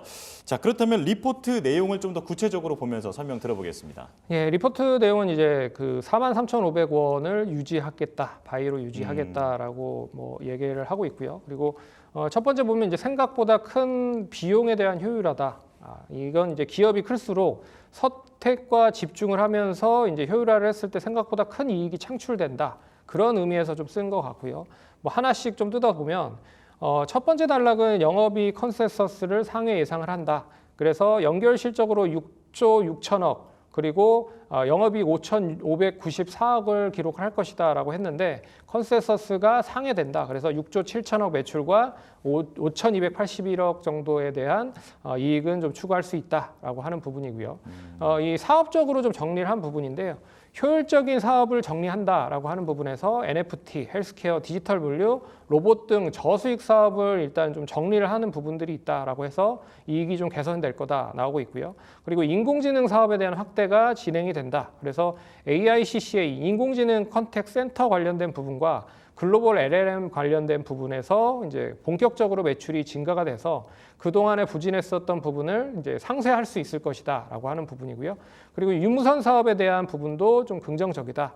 그래 5G 가입자 수가 1,028명으로 핸드셋 비중으로 76.5%까지 늘어나고 있다라는 것도 눈여겨보셔야 할 대목이고 마지막으로는 이제 기타 사업 관련된 부분인데 기타 사업은 이제 BC카드의 사업 성장과 그리고 글로벌 경제 증가, 그리고 KT 에스테티트에 대한 오피스텔 임대 관련된 호텔 사업 소주가 지속이 되고 있고요. 그리고 KT 클라우드의 IDC 센터에 대한 중심 매출이 증가가 되고 있다. 이게 이제 1단락에 대한 내용이다라고 보시면 됩니다. 그리고 두 번째 단락은 이제 AICT 인공지능에 대한 부분인데요. 이거는 이 AICT 전환, 그러니까 앞에서 그 앵커님께서 얘기해 주셨죠. AI와 ICT를 결합한 AICT 클라우드 사업을 이제 본격적으로 진행을 하겠다라는 뜻으로 해석을 하시면 될 것 같습니다. 그래서 동사가 추구하고 있는 게 MSP라고 하는 건데 이게 뭐냐면 이제 기업의 클라우드 환경 관리 운영을 해주게 할 수 있는 권한을 준다라고 하는 부분이에요. 그래서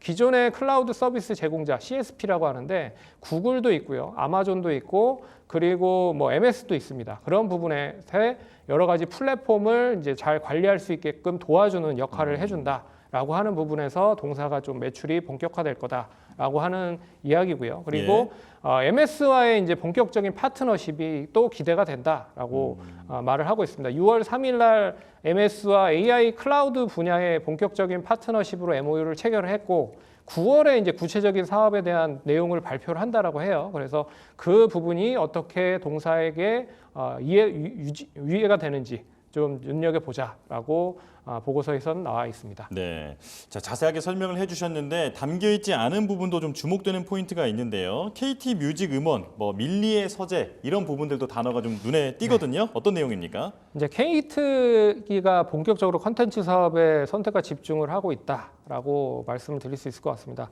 그래서 이 컨텐츠 관련돼서 OTT 서비스는 계속 좀 적자를 기록을 해서요. 그래서 이 티빙과 이 합병을 통해서 OTT 사업에 대한 이 플랫폼은 그대로 유지를 하면서 콘텐츠를 제작을 하는 쪽으로 아예 이제 전환을 했다라고 생각을 하시면 될 것 같고요. 거기에서 이제 KT 스튜디오 진이라고 하는 거를 만들었고 스카이 TV 100% 지분을 확보를 했습니다. 그래서 최근에 이제 케이블 방송 돌려보시면 ENA라고 하는 방송이 보이실 거예요. 그 ENA 방송이 KT에서 이제 새롭게 이 브랜드를 가지고 진행을 하고 있는 그런 케이블 방송이다라고 보시면 됩니다. 그래서 콘텐츠를 만들어서 OTT나 ENA 방송에서는 계속 꾸준하게 출연을 하겠다라고 볼 수가 있는 거고요. 그리고 KT 뮤직 관련돼서도 여전히 뭐 음원 관련된 부분에 사업을 진행을 하다라고 보시면 되고 밀리의 서재도 이제 작년에 인수를 했습니다. 이제 밀리의 서재가 뭐 하는 회사냐면 전자 서적 관련된 부분과 그리고 오디오 북 관련된 부분에 컨텐츠를 제작, 영위하고 있는 그런 업체입니다. 그래서 컨텐츠 사업을 종합적으로 선택과 집중을 통해서 이제 알짜적인 것만 하겠다라고 이제 KT가 본격적으로 진행을 하고 있는 상황이고요. 그리고 이제 MS와의 구체적인 사업의 내용이 상당히 좀 기대가 되고 있다라는 것도 좀 눈여겨 보셔야 될 것 같습니다. 그래서 9월에 구체적인 게 어느 정도 이야기가 나오고 있다라고 하는데 뭐 두 가지로 좀 해석을 할 수가 있을 것 같아요. 첫 번째는 챗 GPT를 이용을 한 동사의 서비스가 어떻게 이용이 되는지, 그리고 두 번째는 이제 그 AI 플랫폼에 대한 동사도 이제 개발을 할 거라는 거죠. 그 개발에 대한 부분을 MS와의 연계와 클라우드 관련된 부분으로 어떻게 연결할 건지 그거를 좀 잘 눈여겨 보셔야 될 것 같습니다. 그리고 마지막으로는 역시 이제 통신사들이 결국에 이제 AI 투자가 계속적으로 진행을 하고 있는 상황이에요. 그래서 KT도 그렇고 SK텔레콤도 그렇고 LG유플러스도 AI 관련돼서 엄청나게 좀 변혁을 하고 있는 사업이다. 근데 인프라가 결국에는 가장 중요하다라고 보고 있어서 인프라 사업과 더불어서 인공지능 사업을 어떻게 잘 유지를 하는지를 보셔야겠다라고 말씀드리겠습니다. 네, 아마 팀장님의 이런 설명을 쭉 듣다 보면 거의 뭐 지금 업황 분석부터 해서 기업 분석까지 거의 한 번에 끝나지 않을까 이런 생각이 드는데요.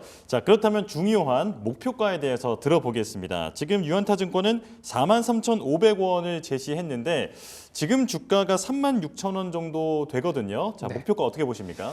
36,000원이 올해 이제 PER 기준으로 봤을 때 7.2배고요. 목표가 정도 수준이 8.6배입니다. 그래서 이 PER로 봤을 때는 아직까지도 좀 저평가의 매력이 있다라고 말씀드릴 수 있을 것 같고요. 단기적으로 뭐 4만 원까지는 좀 추가적인 여력이 있다, 상승 여력이 있다라고 볼 수가 있고, 뭐 길게 봤을 때는 역시 43,500원 목표가까지는 뭐 충분히 달성을 할 수 있지 않을까 그렇게 좀 말씀드리도록 하겠습니다. 네, 알겠습니다. 자, 두 가지 리포트 오늘도 아주 알차게 알아봤습니다. 자, 손창현 팀장과는 여기서 인사드리겠습니다. 고맙습니다. 네.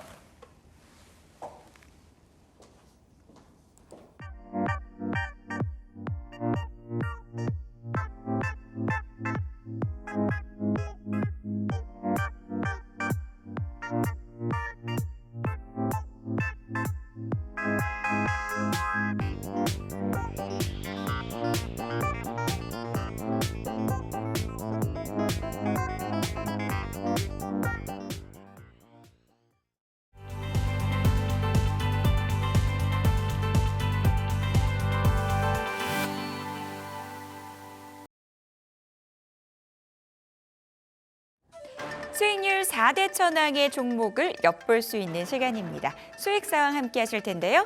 자, 오늘은 이재진 전문가 연결해서 종목 이야기 나눠보도록 하겠습니다. 전문가님 안녕하세요. 안녕하세요. 반갑습니다. 네, 오늘의 종목 공개해 주시죠. 오늘 시청자 여러분들께 말씀드릴 만한 종목은 바로 두산 로보틱스라는 기업입니다. 최근에 AI 시대가 빠르게 성장하게 되면서 주목을 받았다가 최근에는 다른 AI 반도체 관련된 기업들만 위주로 오르고 조금 최근엔 지지부진한 모습을 보여줬었던 섹터인데요. 사실 대장주권 종목이 사실 없어지게 되다 보니까 움직임이 없다 보니까 최근에 굉장히 잘 안 움직였었습니다. 자 그러다가 최근에 이제 로봇 시장의 대장을 작년에 이끌었던 두산 로보틱스의 엄청난 호재가 나와줬거든요. 바로 지배구조, 두산의 지배구조 개편이 이루어지면서 가장 큰 수혜를 받게 된 겁니다.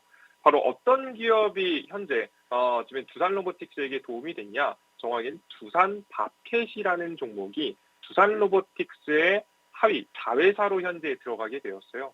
이렇게 되면 근본적으로 모 회사인 두산 로보틱스의 실적이 개선될 수 있는 상황이다라고 좀 보시면 되겠습니다. 뭐 안 그래도 시너지도 시너지인데 여태까지 두산 로보틱스가 계속해서 논란이 있었던 건 당장의 기술력은 대단한 건 맞아요. 대한민국 국내 안에서 협동 로봇 1위 기업이니까요, 저길. 근데 과연 아직 이 대단한 기술력으로 이 흑자를 만들어내지 못했단 말이죠. 이제 막 투자를 많이 하게 되다 보니까 들어갈 돈이 너무 많아서 현재 시장에서 아직까지 인정을 그렇게 받지 못했습니다. 자, 그런데 두산밥캣이라는 알짜 기업입니다. 이 캐시카우라고 하는 기업이거든요. 매번 돈을 계속해서 잘 벌어주는 기업인데요. 이런 기업이 자회사로 현재 편입됐다라는 것은 자금적인 여유가 생겼다라고 보시면 될 것 같고요. 앞으로 성장 동력뿐만 아니라 시너지뿐만 아니라 심지어 두산 로보틱스의 근본적인 실적 개선까지 이루어질 수 있을 만한 가능성이 생겼다라고 시청자 여러분께서 생각을 하시면 되겠습니다. 과거부터 보통 이제 두산 로보틱스 같은 기업이 흑자 전환을 하기 위해서 노력해 왔는데 최근에 SK도 그렇고 현재 두산도 그렇고 이렇게 지금 기업의 지배구조 변경에 의해서 흑자 전환을 현재 시도하고 있는 기업이 꽤 되는 것 같아요. 최근에 SK온 같은 경우가 비슷한 케이스가 좀 있었죠. 그래서 관련된 이슈가 정말 작은 이슈가 아니라 정말 큰 이슈라고 현재는 생각이 되기 때문에 단기적인 상승에서 끝나지 않고 추가적인 상승을 이어갈 가능성이 저는 높다라고 좀 생각이 듭니다. 여러분들께 차트를 보여드리면서 종목 가격 전략 말씀드리면 되게 좋을 것 같아요. 두산 로보틱스 화면 보시면서 말씀드려보도록 하겠습니다.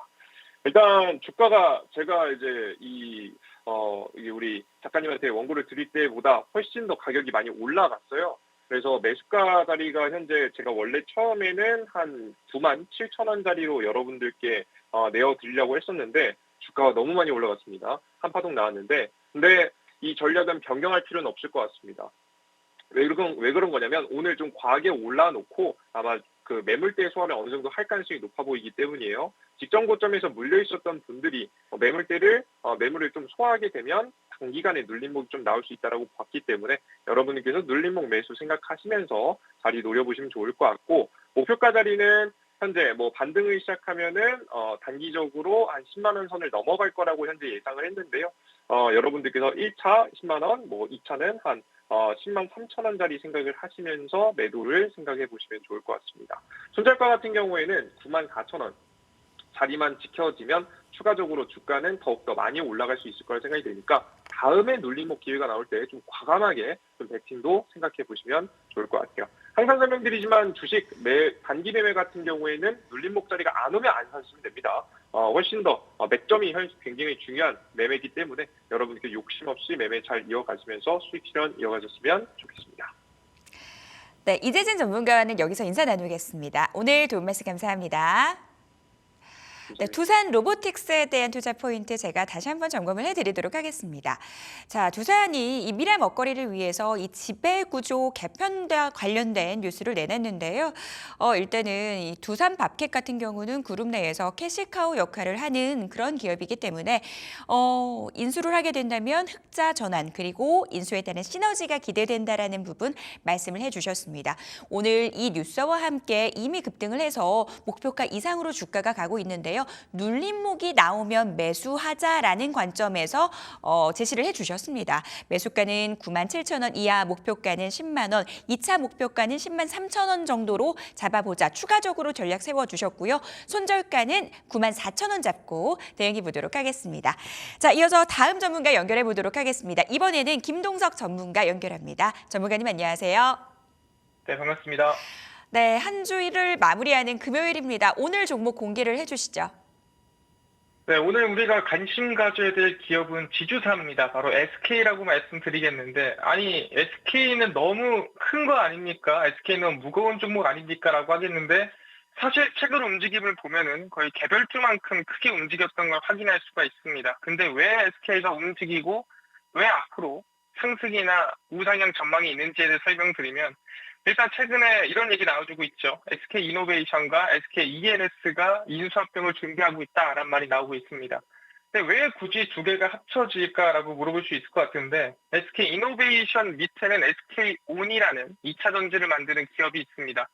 그래서 SK온은 매년 거의 7조씩 잡아먹는다 할 정도로 돈이 많이 들어갑니다. 근데 그럼에도 10분기 연속 적자를 내고 있어요. 그 뜻은 뭐냐 한다면은, 지금 SK온은 미래 성장성은 있지만 당장 돈이 안 되는 상황이라는 거죠. 그럼 돈이 될 때까지 열심히 투자를 해줘야 됩니다.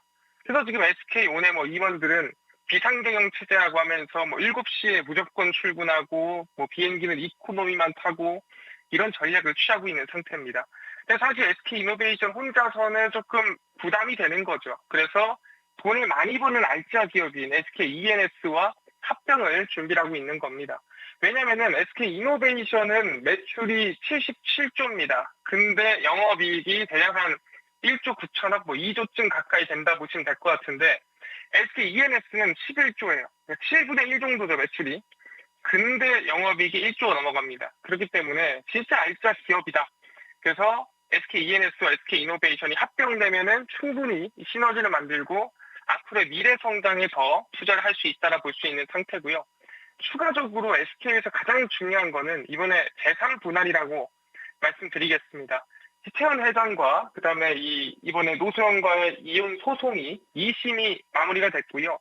2심에서 중요한 거는 재산 분할을 1조 한 4천억 정도를 해줘라라는 결론입니다. 근데 그걸 지분으로 주거나 다른 걸로 줄 게 아니라 현금으로 줘라라는 건 뭔 소리냐면은 지분을 팔아서 주든 또는 대출을 받아서 주든 어쨌든 현금으로 줘야 된다는 소리예요. 그럼 결론적으로 현금을 어디서 가져오냐? 사실 아무리 재벌가라고 해도 현금 1조를 가지고 있지는 않습니다. 많이 있어봐야 2천억, 3천억 있는데 그 2천억, 3천억에서 나머지 1조를 어디서 가져오냐라고 한다면 아무리 현금을 땡겨도 주식담보대출을 받아야 될 수밖에 없는 상황입니다. 그래서 주식담보대출을 받으면 당연히 이자가 나가겠죠. 그럼 이자를 뭘로 감당하냐면은 배당금으로 감당을 합니다. 근데 중요한 거는 이미 대출을 받아놓은 게 있어요. 그 뜻은 앞으로 더 받으면은 사실 이자 비용이 더 나간다는 뜻이고, 이자 비용이 더 나간다면 배당을 늘려야 될 가능성이 높다라는 겁니다.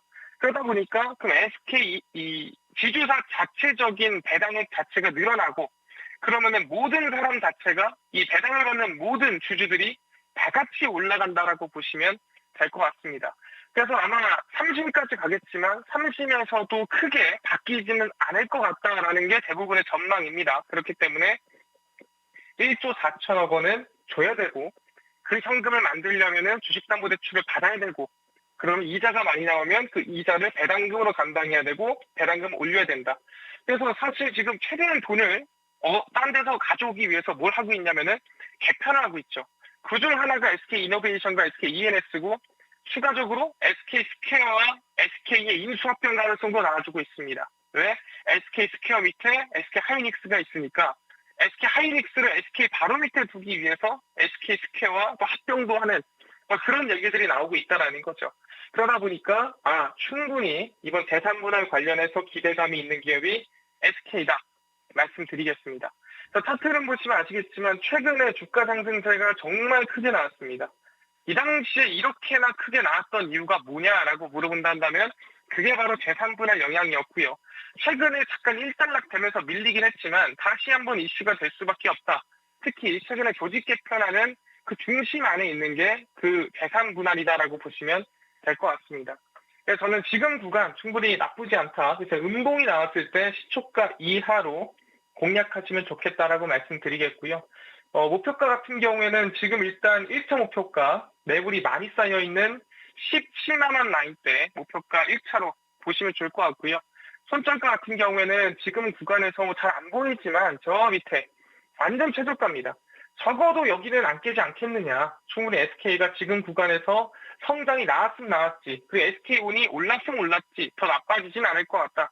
그래서 13만 8천 원 손절가 잡고 목표가는 17만 원 잡으시면서 대응하시면 좋을 것 같다. 말씀을 드리겠습니다. 네, 알겠습니다. 김동석 전문가와는 여기서 인사 나눌게요. 도움 말씀 감사합니다. 감사합니다. 김동석 전문가의 오늘 종목은 SK입니다. 이 오너와 관련된 뉴스가 있었죠. 이 재산 분할 이슈가 있어서 이로 인해서 배당 매력 증가할 수 있다라는 부분 말씀을 해주셨고요. 목표가 17만 원 잡고 대응해 보도록 하겠습니다. 자, 딜세이트에서 최고의 전문가들의 수익률 대결 다음 주에도 계속됩니다. 지금까지 수익 상황이었습니다.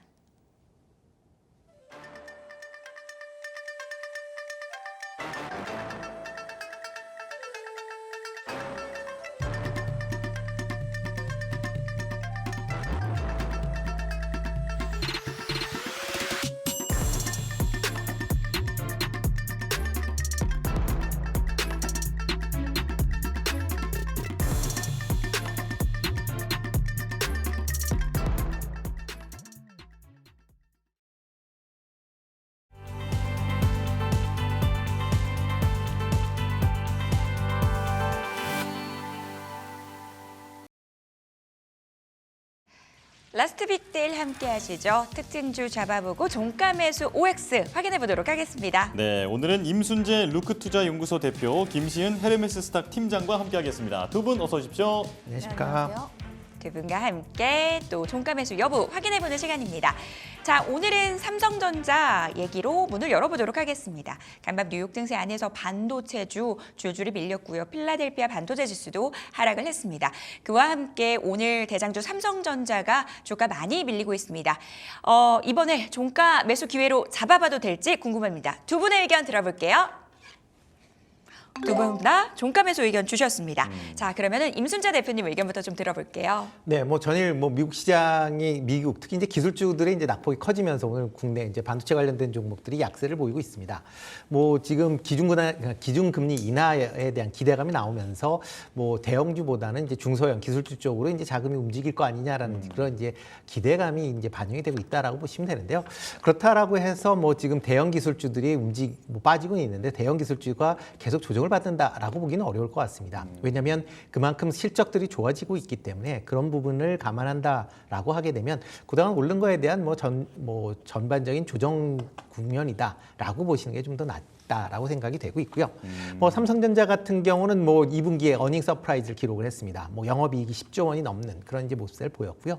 뭐 HBM3 D램이 없음에도 불구하고 레거시 반도체, D램이나 낸드 프레시에 대한 수량, 그다음에 가격 상승으로 인한 그런 이제 영업이익 확대다라고 보면 뭐 이런 부분은 뭐 단시간에 끝나는 게 아니라 하반기에도 계속 이어질 가능성은 충분히 있다라고 생각을 하고 있습니다. 특히 대만의 트랜스포스라는 이제 이런 이제 IT 관련된 이제 큰 조사기관이 있는데 거기에서 얘기하기에는 4분기 정도 되면 이제 D램이 공급이 부족할 것이다. 그러니까 수요가 그보다 더 많을 것이다라고 지금 예상을 하고 있고요.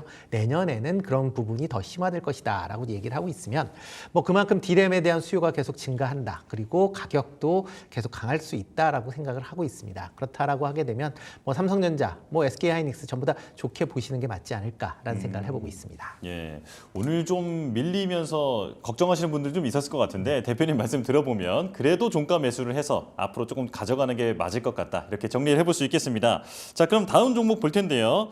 HD 현대 일렉트릭입니다. 지금 AI발 수요 증가에 따른 전력기기 시장 호황 때문에 계속해서 주가 시장에서 뜨거운 상황인데요. 자, 두 분의 의견 들어보겠습니다. 자, 종가 매수 두 분 다 5를 들어주셨군요. 이번엔 김시은 팀장님의 의견 들어보겠습니다.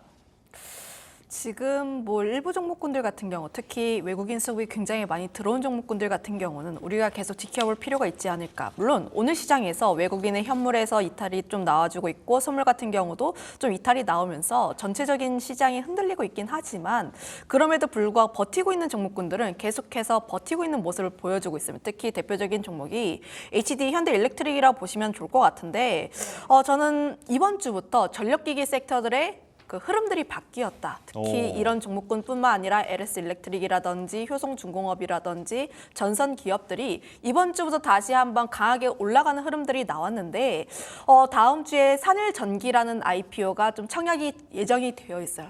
지금 저는 개인적으로 흥행이 예고되어 있다. 좀 사람들이 좋아할 만한 요소들을 굉장히 많이 가지고 있는데 산업에 대한 성장성도 분명하게 나와주고 있고 특히 매출을 보게 되었을 때 지난해 매출과 영업이익이 각각 2배와 4배 정도 성장을 했습니다.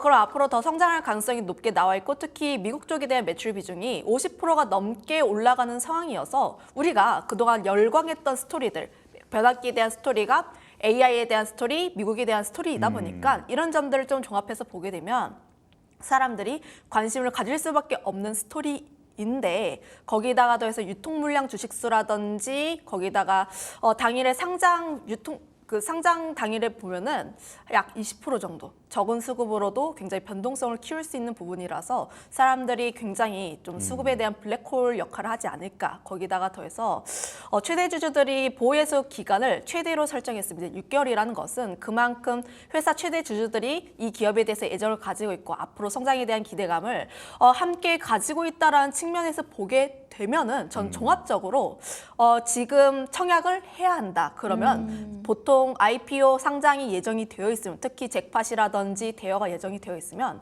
그 섹터로 수급이 다시 한번 몰리면서 분위기를 만들어줘요. 저는 그런 흐름들이 좀 IPO 상장하기 전까지 그 흐름들이 나오지 않을까라고 생각을 하고 있어서 네. HD 현대일렉트릭에 대한 개별적인 모멘텀뿐만 아니라 현재 지금 전력기기 섹터가 전반적으로 함께 갈 수 있는 상황이 마련이 되었다라고 보여지고 있어서 지금 계속 관심을 가져야 하는데 거기다 더해서 HD 현대일렉트릭 같은 경우는 대장주입니다. 좀 대장의 역할을 하고 있고 계속 주가가 우상향하는 추세를 보여주고 있는 만큼 이 기업만큼은 우리가 계속 관심 있게 봐야 하는 구간대가 아닐까라는 의견 드려보도록 할게요. 네. 대내러티브의 시대라는 얘기가 있죠. 시장이 좋아하는 서사가 모두 붙는 종목입니다. AI 비롯해서 뭐 변압기까지 여러 이슈들 체크를 해주셨고요. 종가 매수 해봐도 되겠다라고 정리해보도록 하겠습니다. 자, 오늘 두산그룹주들 시장 안에서 굉장히 뜨거운 흐름을 보이고 있습니다. 지배구조 개편과 관련해서 그 안에서 두산 로보틱스 급등세를 보이고 있는데요. 이 종목 어떻게 보시는지 궁금합니다. 종가 매수 의견 들어보겠습니다. 김시훈 팀장님은 절반인가요? 왜 절반입니다. 이렇게 드시는 거예요?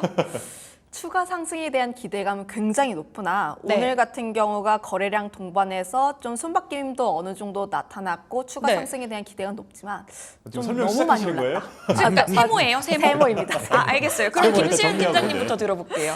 일단 이슈가 이슈인 만큼 특히 두산 로보틱스 같은 경우에는 두산 밥캣을 가지면서 흑자 전환에 대한 기대감, 재무구조 관련했을 때 좀 더 긍정적인 흐름들로 나올 수밖에 없다 보니까 좀 추가 상승에 대한 기대감도 나와 있고 특히 MSCI 관련했을 때 편입에 대한 기대감도 상당히 나와 있는 만큼 현재 주가 같은 경우에 추가 상승에 대한 여지는 크게 열려 있다라고 보시면 좋을 것 같습니다. 그동안 좀 개인들의 매수세가 좀 강했던 종목이라고 보시면 좋을 것 같은데 오늘 같은 경우엔 기관이라든지 외국인들 전거래일도 또 어떻게 알았는지 모르겠지만 기관과 외국인이 또 쏠렸어요. 사줬어요. 네. 지금 손바뀜이 어느 정도 일어나고 있다 보니까 추가 상승에 대한 기대감 상당히 높지만 그럼에도 네. 불구하고 오늘 같은 날은 20%가 넘게 올랐습니다. 좀 지지 라인대를 우리가 조금 더 확인을 해볼 필요가 있고 그 라인대에서 지금 내가 굳이 안 사더라도 가격적인 흐름을 이용을 해서 조금 더 좋은 타점에서 잡는 게 조금 더 유리하지 않을까라는 의견을 드려보도록 하겠습니다. 너무 주가가 급등한 부분이 있기 때문에 눌림목이 나오면 그때 매수 기회 잡아보자라는 부분 언급해 주셨습니다. 임순주 대표님, 종가 매수해도 되겠다라고 보신 이유 좀 설명 부탁드려요. 네, 네, 뭐 오늘 이제 두산그룹이 이제 산업을 이제 개편하겠다라는 뭐 얘기는 나왔는데요. 뭐 일단 세 개 축으로 뭐 나눠진다라고 보시면 될 것 같습니다. 뭐 클린 에너지, 뭐 스마트 머신, 반도체 첨단 소재. 그러니까 향후에 이제 미래 성장 산업에 이제 집중적으로 이제 투자를 하겠다라는 거고요. 그 중에서 가장 수혜를 본다라고 하게 되면 두산 로보틱스가 되지 않을까라는 생각을 해보고 있습니다. 뭐 방금 뭐 말씀해 주셨듯이 가장 이제 알짜 회사인 이제 두산 밥켓의 이제 그 자회사가 이제 두산 로보틱스 밑으로 들어간다라고 보시면 될 것 같고요. 예. 그렇다라고 하게 되면 그만큼 재무적인 그런 이제 상황이 상당 부분 개선이 될 수 있는 거고요. 이와 더불어 뭐 로보틱스 관련돼서 계속 투자가 이루어져야 되는데 이런 재무적인 안정성은 향후에 투자를 좀 더 확대시킬 수 있다라는 관점에서 보시면 될 것 같습니다. 이와 더불어 이제 두산 밥켓이라는 회사도 좀 같이 좀 주목을 해 보셔야 되는데요. 네. 네. 일단 뭐 건설 장비를 하고 있는 그런 이제 회사다라고 많이 생각을 하시는데 미국하고 유럽 내에 여러 이제 건설뿐만 아니라 다양한 이제 판매 유통망을 갖고 있는 회사입니다. 그렇다라고 하게 되면 두산 로보틱스가 이제 자회사로 되면 그만큼 두산 로보틱스 입장에서 보면 북미나 유럽 시장 내의 판매망을 좀 더 확대시킬 수 있다라고 보여지고요. 특히 두산 로보틱스의 이제 로봇 기술과 협동 로봇 기술과 그다음에 두산 밥켓의 이제 건설 기계와 관련된 두 개가 이제 시너지를 일으킨다라고 하게 되면 건설 장비의 로봇화에 대한 그런 부분도 다른 기업에 비해서는 상당히 이제 우수한 그런 모습을 보일 가능성이 있다라고 보여집니다. 그런 관점에서 보면 뭐 지금 두산 로보틱스 뭐 오늘 급등을 했지만 전 고점 수준인 12만 원대까지는 뭐 충분히 상승 여력이 아직 남아 있다라고 생각을 하고 있습니다. 그러면은 여쭤보는 김에 네. 두산 에너빌리티도 여쭤볼게요. 네. 저희 출연하신 다른 또 출연자분이 두산 그룹주 내에서 자기는 두산 에너빌리티가 제일 좋아 보인다라고 코멘트를 내주신 분이 있거든요. 네. 그 부분에 대해서는 좀 어떻게 생각하시는지 궁금해요. 일단 두산 에너빌리티 뭐 개인적으로 생각하면 약간 좀 부정적이다라고 네. 이제 생각을 하고 있습니다. 이유 중에 하나는 그 밑에 있던 두산 밥켓을 이제 두산 에너빌리티로 이제 이제 넘긴다라고 예. 보시면 될 것 같고요. 뭐 물론 이제 그거를 통해서 뭐 관련된 이제 신주를 받거나 뭐 여러 형태로 뭐 한다라고는 하지만 그래도 이제 주요한 이제 캐시카우로 역할을 하고 있는 기업이 이제 넘어갔다라는 부분이고요. 그리고 두산 에너빌리티 자체적으로 보면 이제 전부 다 이제 발전 설비 관련된 부분입니다. 물론 발전 설비가 고부가 가치에 대한 그런 부분도 있긴 하지만 투자가 많이 이루어져야 되는 부분이다라고 보시면 될 것 같고요. 특히 이제 두산 퓨어셀을 이제 자회사로 이제 편입을 하게 되는데 이렇게 되면 두산 퓨어셀이 아직까지는 재무적으로는 조금은 뭐 두산 밥켓에 비해서는 못하다라고 볼 수밖에 없는 거고요.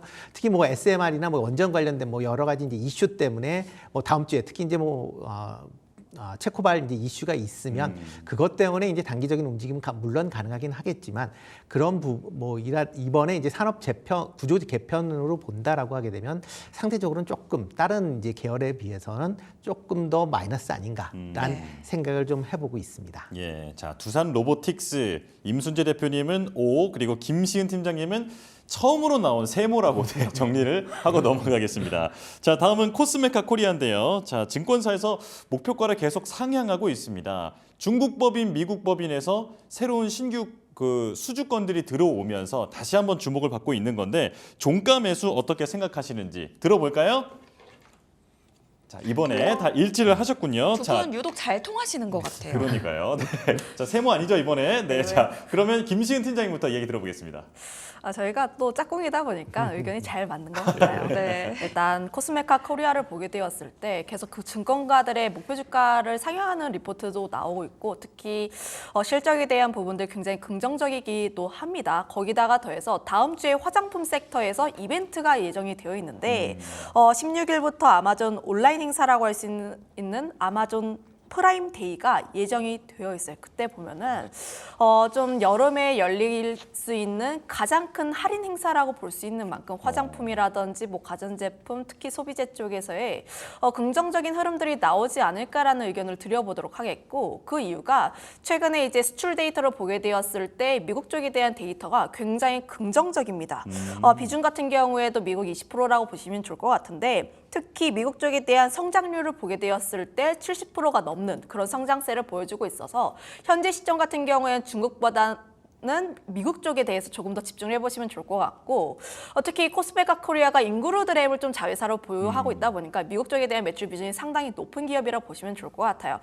그거에 대한 기대감이 상당히 반영이 되어 있는 기업이라고 보시면 좋을 것 같은데 관련했을 때 앞으로 예정이 되어 있는 아마존에 대한 부분들 특히 K뷰티 아마존 자체가 K뷰티를 계속 푸시라는 흐름들이 나와주고 있어서 이 기대감은 조금 더 이어갈 수 있지 않을까라는 의견 드려보도록 하겠고, 특히 네. 이 기업이 21선에서 닿을 듯 말 듯하면서 계속 올라가고 있는 기업입니다. 물론 오늘 시장 흔들리면서 21선은 살짝 깰 뻔했지만 그럼에도 불구하고 종가상에서는 좀 버텨주고 있는 모습들이 보여주고 있어서 현재 실적과 관련했을 때 미국에 대한 ODM 관련했을 때 가장 긍정적인 기업이라고 보시면 좋을 것 같아서 이 기업 같은 경우에는 계속 관심 있게 봐도 좋은 그런 기업이라고 보시면 좋을 것 같습니다. 네, 코스메카 코리아 이거 좀 비싼 거 아니야? 이렇게 생각하시는 분도 있겠지만 주가 흐름 괜찮고 그리고 내부 이렇게 내용을 살펴보니까 알맹이가 확실히 있더라 이렇게 정리를 해주셨습니다. 자, 그렇다면 대표님 의견도 들어볼까요?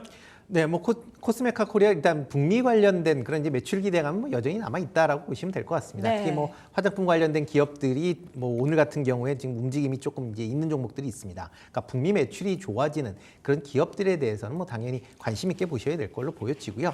특히 이제 2분기 실적도 상당히 이제 좋게 호조세를 보인다라고 할 걸로 예상이 되고 있고 하반기 이후에도 여전히 뭐 미국의 뭐 일단 뭐 고용 지표나 이런 걸 본다라고 하게 되면 그렇게 무너지고 있는 상황은 아닙니다. 그렇다라고 하게 되면 뭐 이런 소비재에 대한 특히 이제 미국 북미향 이제 소비재에 대한 부분은 여전히 관심 있게 놓고 보셔야 되지 않을까라는 생각을 해보고 있습니다. 북미향 매출 증가에 대한 기대감 곧바로 실적으로 이어질 수 있다라는 부분 말씀 주시면서 두 분 다 종가 매수 의견 주셨습니다. 자, 이어서 라파스로 넘어가 보도록 할게요. 이 종목 오늘 정말 불을 뿜고 있습니다. 강한 시세 분출하고 있는데요. 얘기만 들어도 좀 신기하더라고요. 패치형 비만 치료제에 대한 임상 기대감 살아있는 것 같습니다. 자, 이 종목에 대한 종가 매수 의견 들어볼게요. 갈리는군요. 이번에는 갈렸습니다. 그러면은 네.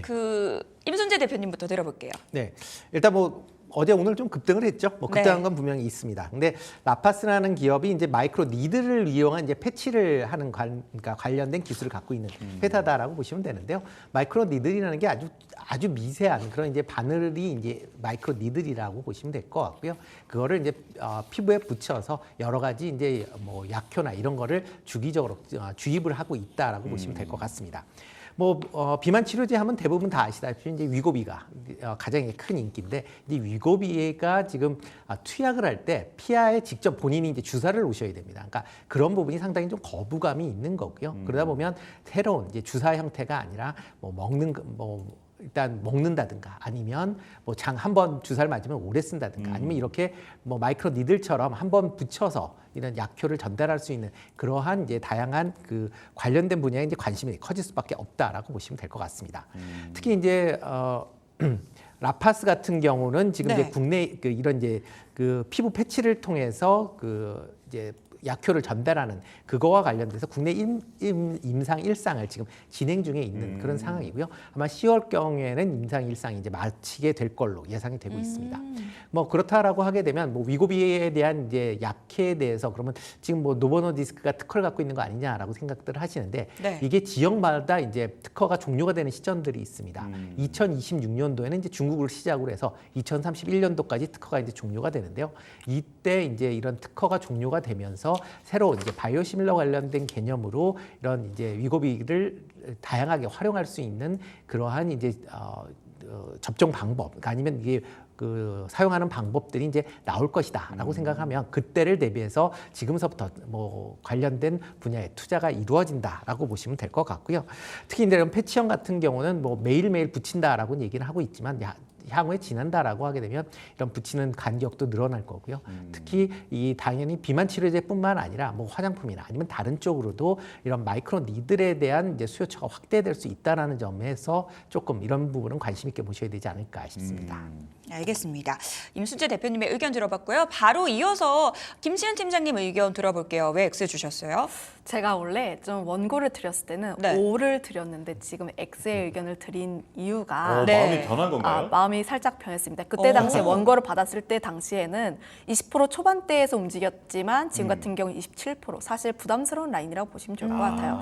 장 막판까지 갔는데 지금 27% 라인대라는 것은 좀 특히 후반으로 봤을 때 지지부진하게 움직일 수도 있지 않을까. 특히 다음날 같은 경우가 주말 사이 새로운 이슈라든지 다시 한번 다른 섹터 쪽으로 돈이 돌게 되었을 때는 좀 좀 이제 차익에 대한 욕구가 나올 수 있는 라인대라고 생각을 하고 있어서 물론 개별적인 모멘텀은 굉장히 좋아요. 뭐 특히 네. 비만 치료제라든지 이런 이슈들 같은 경우는 갑자기 나왔던 이슈들이 아니라 최근 몇 주 동안에 계속 증시를 달궜던 종목군들이라고 보시면 좋을 것 같고 특히 그 종목군들 내에서 순환매가 돌고 있는데 라파스라는 기업이 최근 두 거래일 동안에 급등한 흐름들을 보여줬습니다. 네. 주가 상승에 대한 여력도 충분하고 내용들도 굉장히 좋은 스토리라고 생각하긴 하지만 그럼에도 불구하고 지금 27%라는 그 라인대는 살짝 부담스럽다라고 생각을 하고 있어서 네. 121선을 깨지 않는다면 눌림봉에 대한 매수는 좀 유효하다라고 보시면 좋을 것 같아요.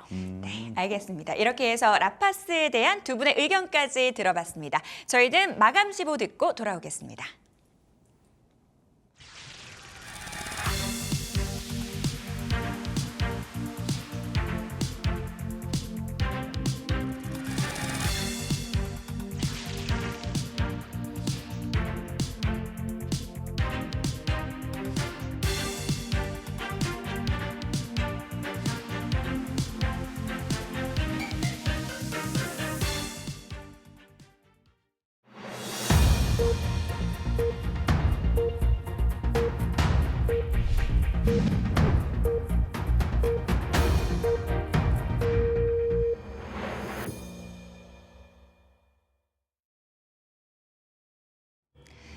금요일장 마감이 됐습니다.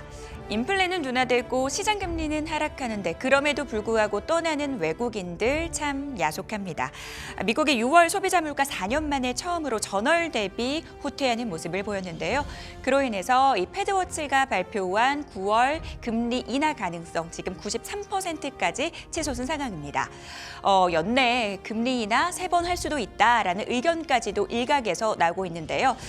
그럼에도 불구하고 또 간밤 뉴욕 증시에서 러셀 2000 지수, 소형주 중심의 지수가 상승을 했습니다.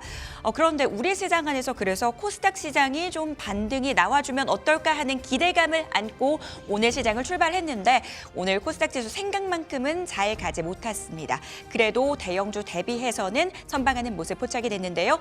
오늘 하루 동안의 흐름 저와 함께 체크를 해보시죠. 자, M7 종목들의 약세, 두형님, 삼성전자, SK하이닉스 모두 밀리면서 역시 하락으로 출발한 오늘 코스피 시장입니다. 특히 7거래일 연속 매수 기조를 이어갔던 외국인들이 오늘 시장 안에서 강력한 매도 우위를 점하면서 지수 역시도 하락세를 면치 못했는데요. 오늘 장 초반 한때 2867선 찍었지만 결국은 약세로 마감이 됐고요. 1% 넘게 밀리면서 2857선에서 종가 형성했습니다. 자, 이어서 코스닥 시장으로 가보도록 하겠습니다. 자, 높아진 금리 인하에 대한 기대감. 그래서 성장주단이 많은 이 코스닥에 대한 기대감을 가졌었는데 오늘 생각만큼 가지는 못했습니다. 그동안 지수를 끌어줬던 반도체 쪽이 좀 약했고요. 또 HLB도 오늘 많이 빠지면서 힘을 내주지는 못했습니다. 오늘 코스닥 지수 0.24% 약세 흐름 보였습니다. 850선 지켜내면서 마감이 됐습니다. 자, 시가총액 상위 종목들의 움직임 거래소 쪽부터 확인해 보시죠. 시총 상위주들 대부분 하락세를 보이고 있습니다. 대장주 삼성전자 5장 들어서 낙폭이 확대되는 모습 보였는데요. 엔비디아 필두로에서 간밤 뉴욕 증시 안에서 반도체 종목들 줄줄이 밀리면서 관련된 종목들의 투심 위축 불가피했습니다. 오늘 삼성전자가 3.6% 밀리면서 음봉으로 마감이 됐고 하이닉스 역시도 약세로 마감이 됐죠. 3.3%대 하락. 하지만 증권가에서는 여전히 이 두 종목에 대해서 긍정적인 뷰가 계속해서 나오고 있습니다. 삼성 바이오로직스는 1% 가까운 상승으로 마감이 됐습니다. 오늘 바이오주 내에서도 좀 선별적인 흐름이 이어졌는데요. 바이오주 내에서 실적이 좀 나온다 하는 종목들을 중심으로 한 상승세가 시연이 됐습니다. 현대차는 2.5%대 약세를 보이는 가운데 오늘 기아차 역시도 동반 약세를 보이면서 마감이 됐습니다. 오늘 셀트리온의 주가도 눈에 띄는 부분입니다. 1.6%대 상승으로 마감이 됐는데 증권사의 TP 상향 리포트가 나왔죠. 호실적 기대된다라는 부분들 시장에서 언급이 되고 있습니다. KB금융도 오늘 약세 장속에도 선박을 해줬습니다. 외국계 증권사를 통한 매수 주문이 계속해서 이어졌습니다. 밸류업 정책에 대한 기대감도 있지만 아무래도 실적에 대한 기대감이 높아지고 있다라는 부분 시장에서 언급이 되고 있고요. 1.8% 강세 87,000원에서 종가 형성했습니다. 어제 슈팅이 나왔던 포스코 홀딩스는 리튬 관련 이슈가 있었는데요. 오늘은 조금 쉬어가는 분위기입니다. 0.1% 강보합으로 마감이 됐습니다. 자, 다음 장 확인해 보시죠. 장 초반에 17만 원 선 회복해낸 네이버, 18만 원 선을 회복해낸 네이버였는데요. 오늘 결국 하락으로 반전되면서 마감이 됐습니다. 0.7%대 주가 하락세 이어가고 있고요. 신한지주는 0.7% 강보합에서 마감이 됐고 셀 3사의 주가 엇갈리는 모습입니다. 삼성 SDI가 2.4% 밀렸고 LG화학은 강보합권에서 마감이 됐습니다. 코스닥 시가총액 상위 종목들의 움직임으로 넘어가 보도록 하겠습니다. 자, 오늘 에코프로비엠이 3.5% 강세로 마감이 됐습니다. 20만 원 선에 바짝 다가선 모습 확인이 되고 있고요. 알테오제지 장 막판에 들어서 상승 탄력이 조금 더해지면서 1%로 상승으로 마감이 됐습니다. 에코프로가 3%대 상승률, 간밤 테슬라가 밀리면서 마감이 됐는데 오늘 그래도 에코프로비엠과 에코프로는 상승으로 마감이 됐습니다. 시장을 끌어줬던 HLB는 5% 넘게 밀렸고요. 삼천당 제약 역시 3%대 하락률 기록했습니다. 자, 다음 장으로 넘어가 볼까요? 오늘 셀트리온 제약도 상승세를 보이네요. 바이오주 내에서도 선별적인 움직임 포착이 되고 있는데 2.7%대의 상승률 기록하면서 95,700원 선 기록했습니다. 클래시스는 1% 넘게 밀리는 가운데 오늘 로봇주 전반의 강세가 이어졌습니다. 레인보우 로보틱스도 상승세를 보였는데요. 차세대 휴머노이드 로봇 개발 소식 관련된 모멘텀 주목이 되면서 레인보우 로보틱스가 0.57% 상승으로 마감이 됐고 붉은 사막에 대한 기대감 속에 매출 성장 기대감 높아지고 있는 펄어비스가 5% 상승, 리가캠바이오도 2.3% 상승하면서 마감이 됐습니다. 네, 이렇게 해서 시가총액 상위 종목들의 움직임까지 짚어봤습니다. 내일 전략 세워봐야 될 것 같은데요. 자, 간밤 뉴욕 증시에서 대형주는 밀리고 소형주 중심의 반등이 나와줘서 이제 자금이 이동하는 건가, 시장의 결이 바뀌나 이런 고민들도 있는 것 같습니다. 임순재 대표님 어떤 전략 필요할까요? 네, 9월 미국 기준금리 인하 기대감이 좀 커진 것도 사실입니다. 그렇기 때문에 중소형주들이 전혀 이제 강한 그런 모습을 보였는데 그렇다고 해서 M7 종목들의 실적들이 여전히 호황 좋은 그런 모습을 보인다라고 하게 되면 그동안 올랐던 거에 대한 차익 매물이 나왔다라는 관점으로만 이해하시는 게 좀 더 맞지 않을까 싶습니다. 아직까지 기조가 변했다라고 보기는 건 좀 다음 주까지 이제 기업들이 실적들이 발표가 되기 때문에 이제 그런 기업 실적에 따라서 물론 달라질 수는 있겠지만 좀 더 지켜보셔야 된다라고 보여지고요. 그렇기 때문에 우리나라 같은 경우 미국뿐만 아니라 우리나라 같은 경우도 이제 기업 2분기 기업 실적에 대한 얘기들이 계속 나올 걸로 예상이 되고 있습니다. 그렇다라고 하게 되면 기업 실적이 좋아지는 그런 기업 아니면 그런 섹터 중심으로 관심을 가지실 필요가 있다라고 보여지고요. 다만 최근 이제 장세가 이제 단기 이제 빠른 순환매가 지금 이루어지고 있는 그런 상황입니다. 그렇기 때문에 그런 관점에서 본다라고 하게 되면 단기 좀 트레이닝 관점으로 아직까지는 좀 대응을 하시는 게 좀 더 낫지 않을까라는 생각을 해보고 있습니다. 네, 자 그럼 김시은 팀장님의 다음 주 전략 여쭤보겠습니다. 어떻게 생각하시나요? 일단 추가적인 하락을 배제를 할 수가 없지만 그 선물에 대한 수급적인 영향을 보게 되었을 때 다만 오늘 종가상으로 봤을 때 코스피 2,850선을 지지했다는 것은 좀 큰 의미가 있다고 보시면 좋을 것 같아요. 그래도 중요했던 라인들을 깨지 않고 지지를 하려고 했던 모습들이 보여지고 있어서 좀 다시 한번 반등의 기미만 보였을 때 움직일 수 있겠다. 특히 미국 증시를 보게 되었을 때 앞서 이야기를 굉장히 잘해 주셨다시피 좀 오를 수 있는 이슈 그리고 하락할 수 있는 이슈 이렇게 좀 구분을 해보시면 좋을 것 같은데 하락할 수 있는 이슈 같은 경우에는 그동안 많이 올랐다라는 부분들 하지만 그 외에 펀더멘털에 대한 부분들은 크게 영향이 없었습니다. 테슬라를 제외하고서는 좀 펀더라든지 실적이라든지 아직까지 견고하다라고 판단을 하고 있기 때문에 이번 주 오늘 밤 미국 증시가 좀 중요하다라고 생각을 하고 있고 엔비디아를 비롯한 다시 한번 AI 관련 종목군들 반도체 관련 종목군들이 다시 한번 반등을 하게 되었을 때는 우리나라도 다시 한번 더 힘을 낼 수 있다라고 판단을 하고 있고요. 거기다가 더해서 외국인에 대한 수급 변화도 우리가 체크를 해봐야 하는데 저는 항상 지금 증시 자체가 외국인의 수급이 어디를 향하고 있는지 그리고 얼마나 매도를 했는지가 가장 중요하다고 생각을 합니다. 지금 우리 증시에서 30% 정도를 시총의 30%를 외국인이 가지고 있는 만큼 가장 중요한 플레이어라고 보시면 좋을 것 같은데 오늘 같은 경우로 보게 되었을 때 현물 좀 많이 매도하긴 했지만 그럼에도 불구하고 삼성전자는 계속 매수를 하고 있는 흐름들이 보여주고 있어서 여전히 외국인들은 반도체를 비롯한 삼성전자 쪽에 대한 기대감을 가지고 있는 것으로 보여지고 있어서 저는 지금 외국인 수급의 이탈 없고 특히 반도체 관련 종목군들 같은 경우는 패닉셀에 빠지지 말고 오히려 이런 조정의 기회를 좀 삼아 볼 필요가 있다. 이렇게 정리할게요. 시장의 두 가지 체크 포인트 짚어주셨습니다. 이제 뉴욕 증시에서 엔비디아를 필두로 해서 빅테크 종목들의 흐름 어떻게 진행이 되는지 추가적인 하락이 나오는지 반등 나오는지 여부 확인하자라고 말씀 주셨고요. 더불어서 외국인 수급이 어디를 향해 가 있는지 그 부분도 체크 포인트가 될 것 같다라고 말씀 주셨습니다. 외국인들 여전히 삼성전자에 대해서는 매수 기조 유지하고 있다라는 포인트 잡아보시면서 오늘 장 내일 장 다음 주 시장 대응해 보시기 바라겠습니다. 네, 자, 딜사이트 마감 노트 우리 끝내볼까요? 네, 제가 마무리하겠습니다. 자, 패닉셀에 빠지지 말란 얘기도 꼭 기억하시고요. 맞아요. 자, 저희는 밝은 모습으로 다음 주에 돌아오겠습니다. 시청해주신 여러분 고맙습니다.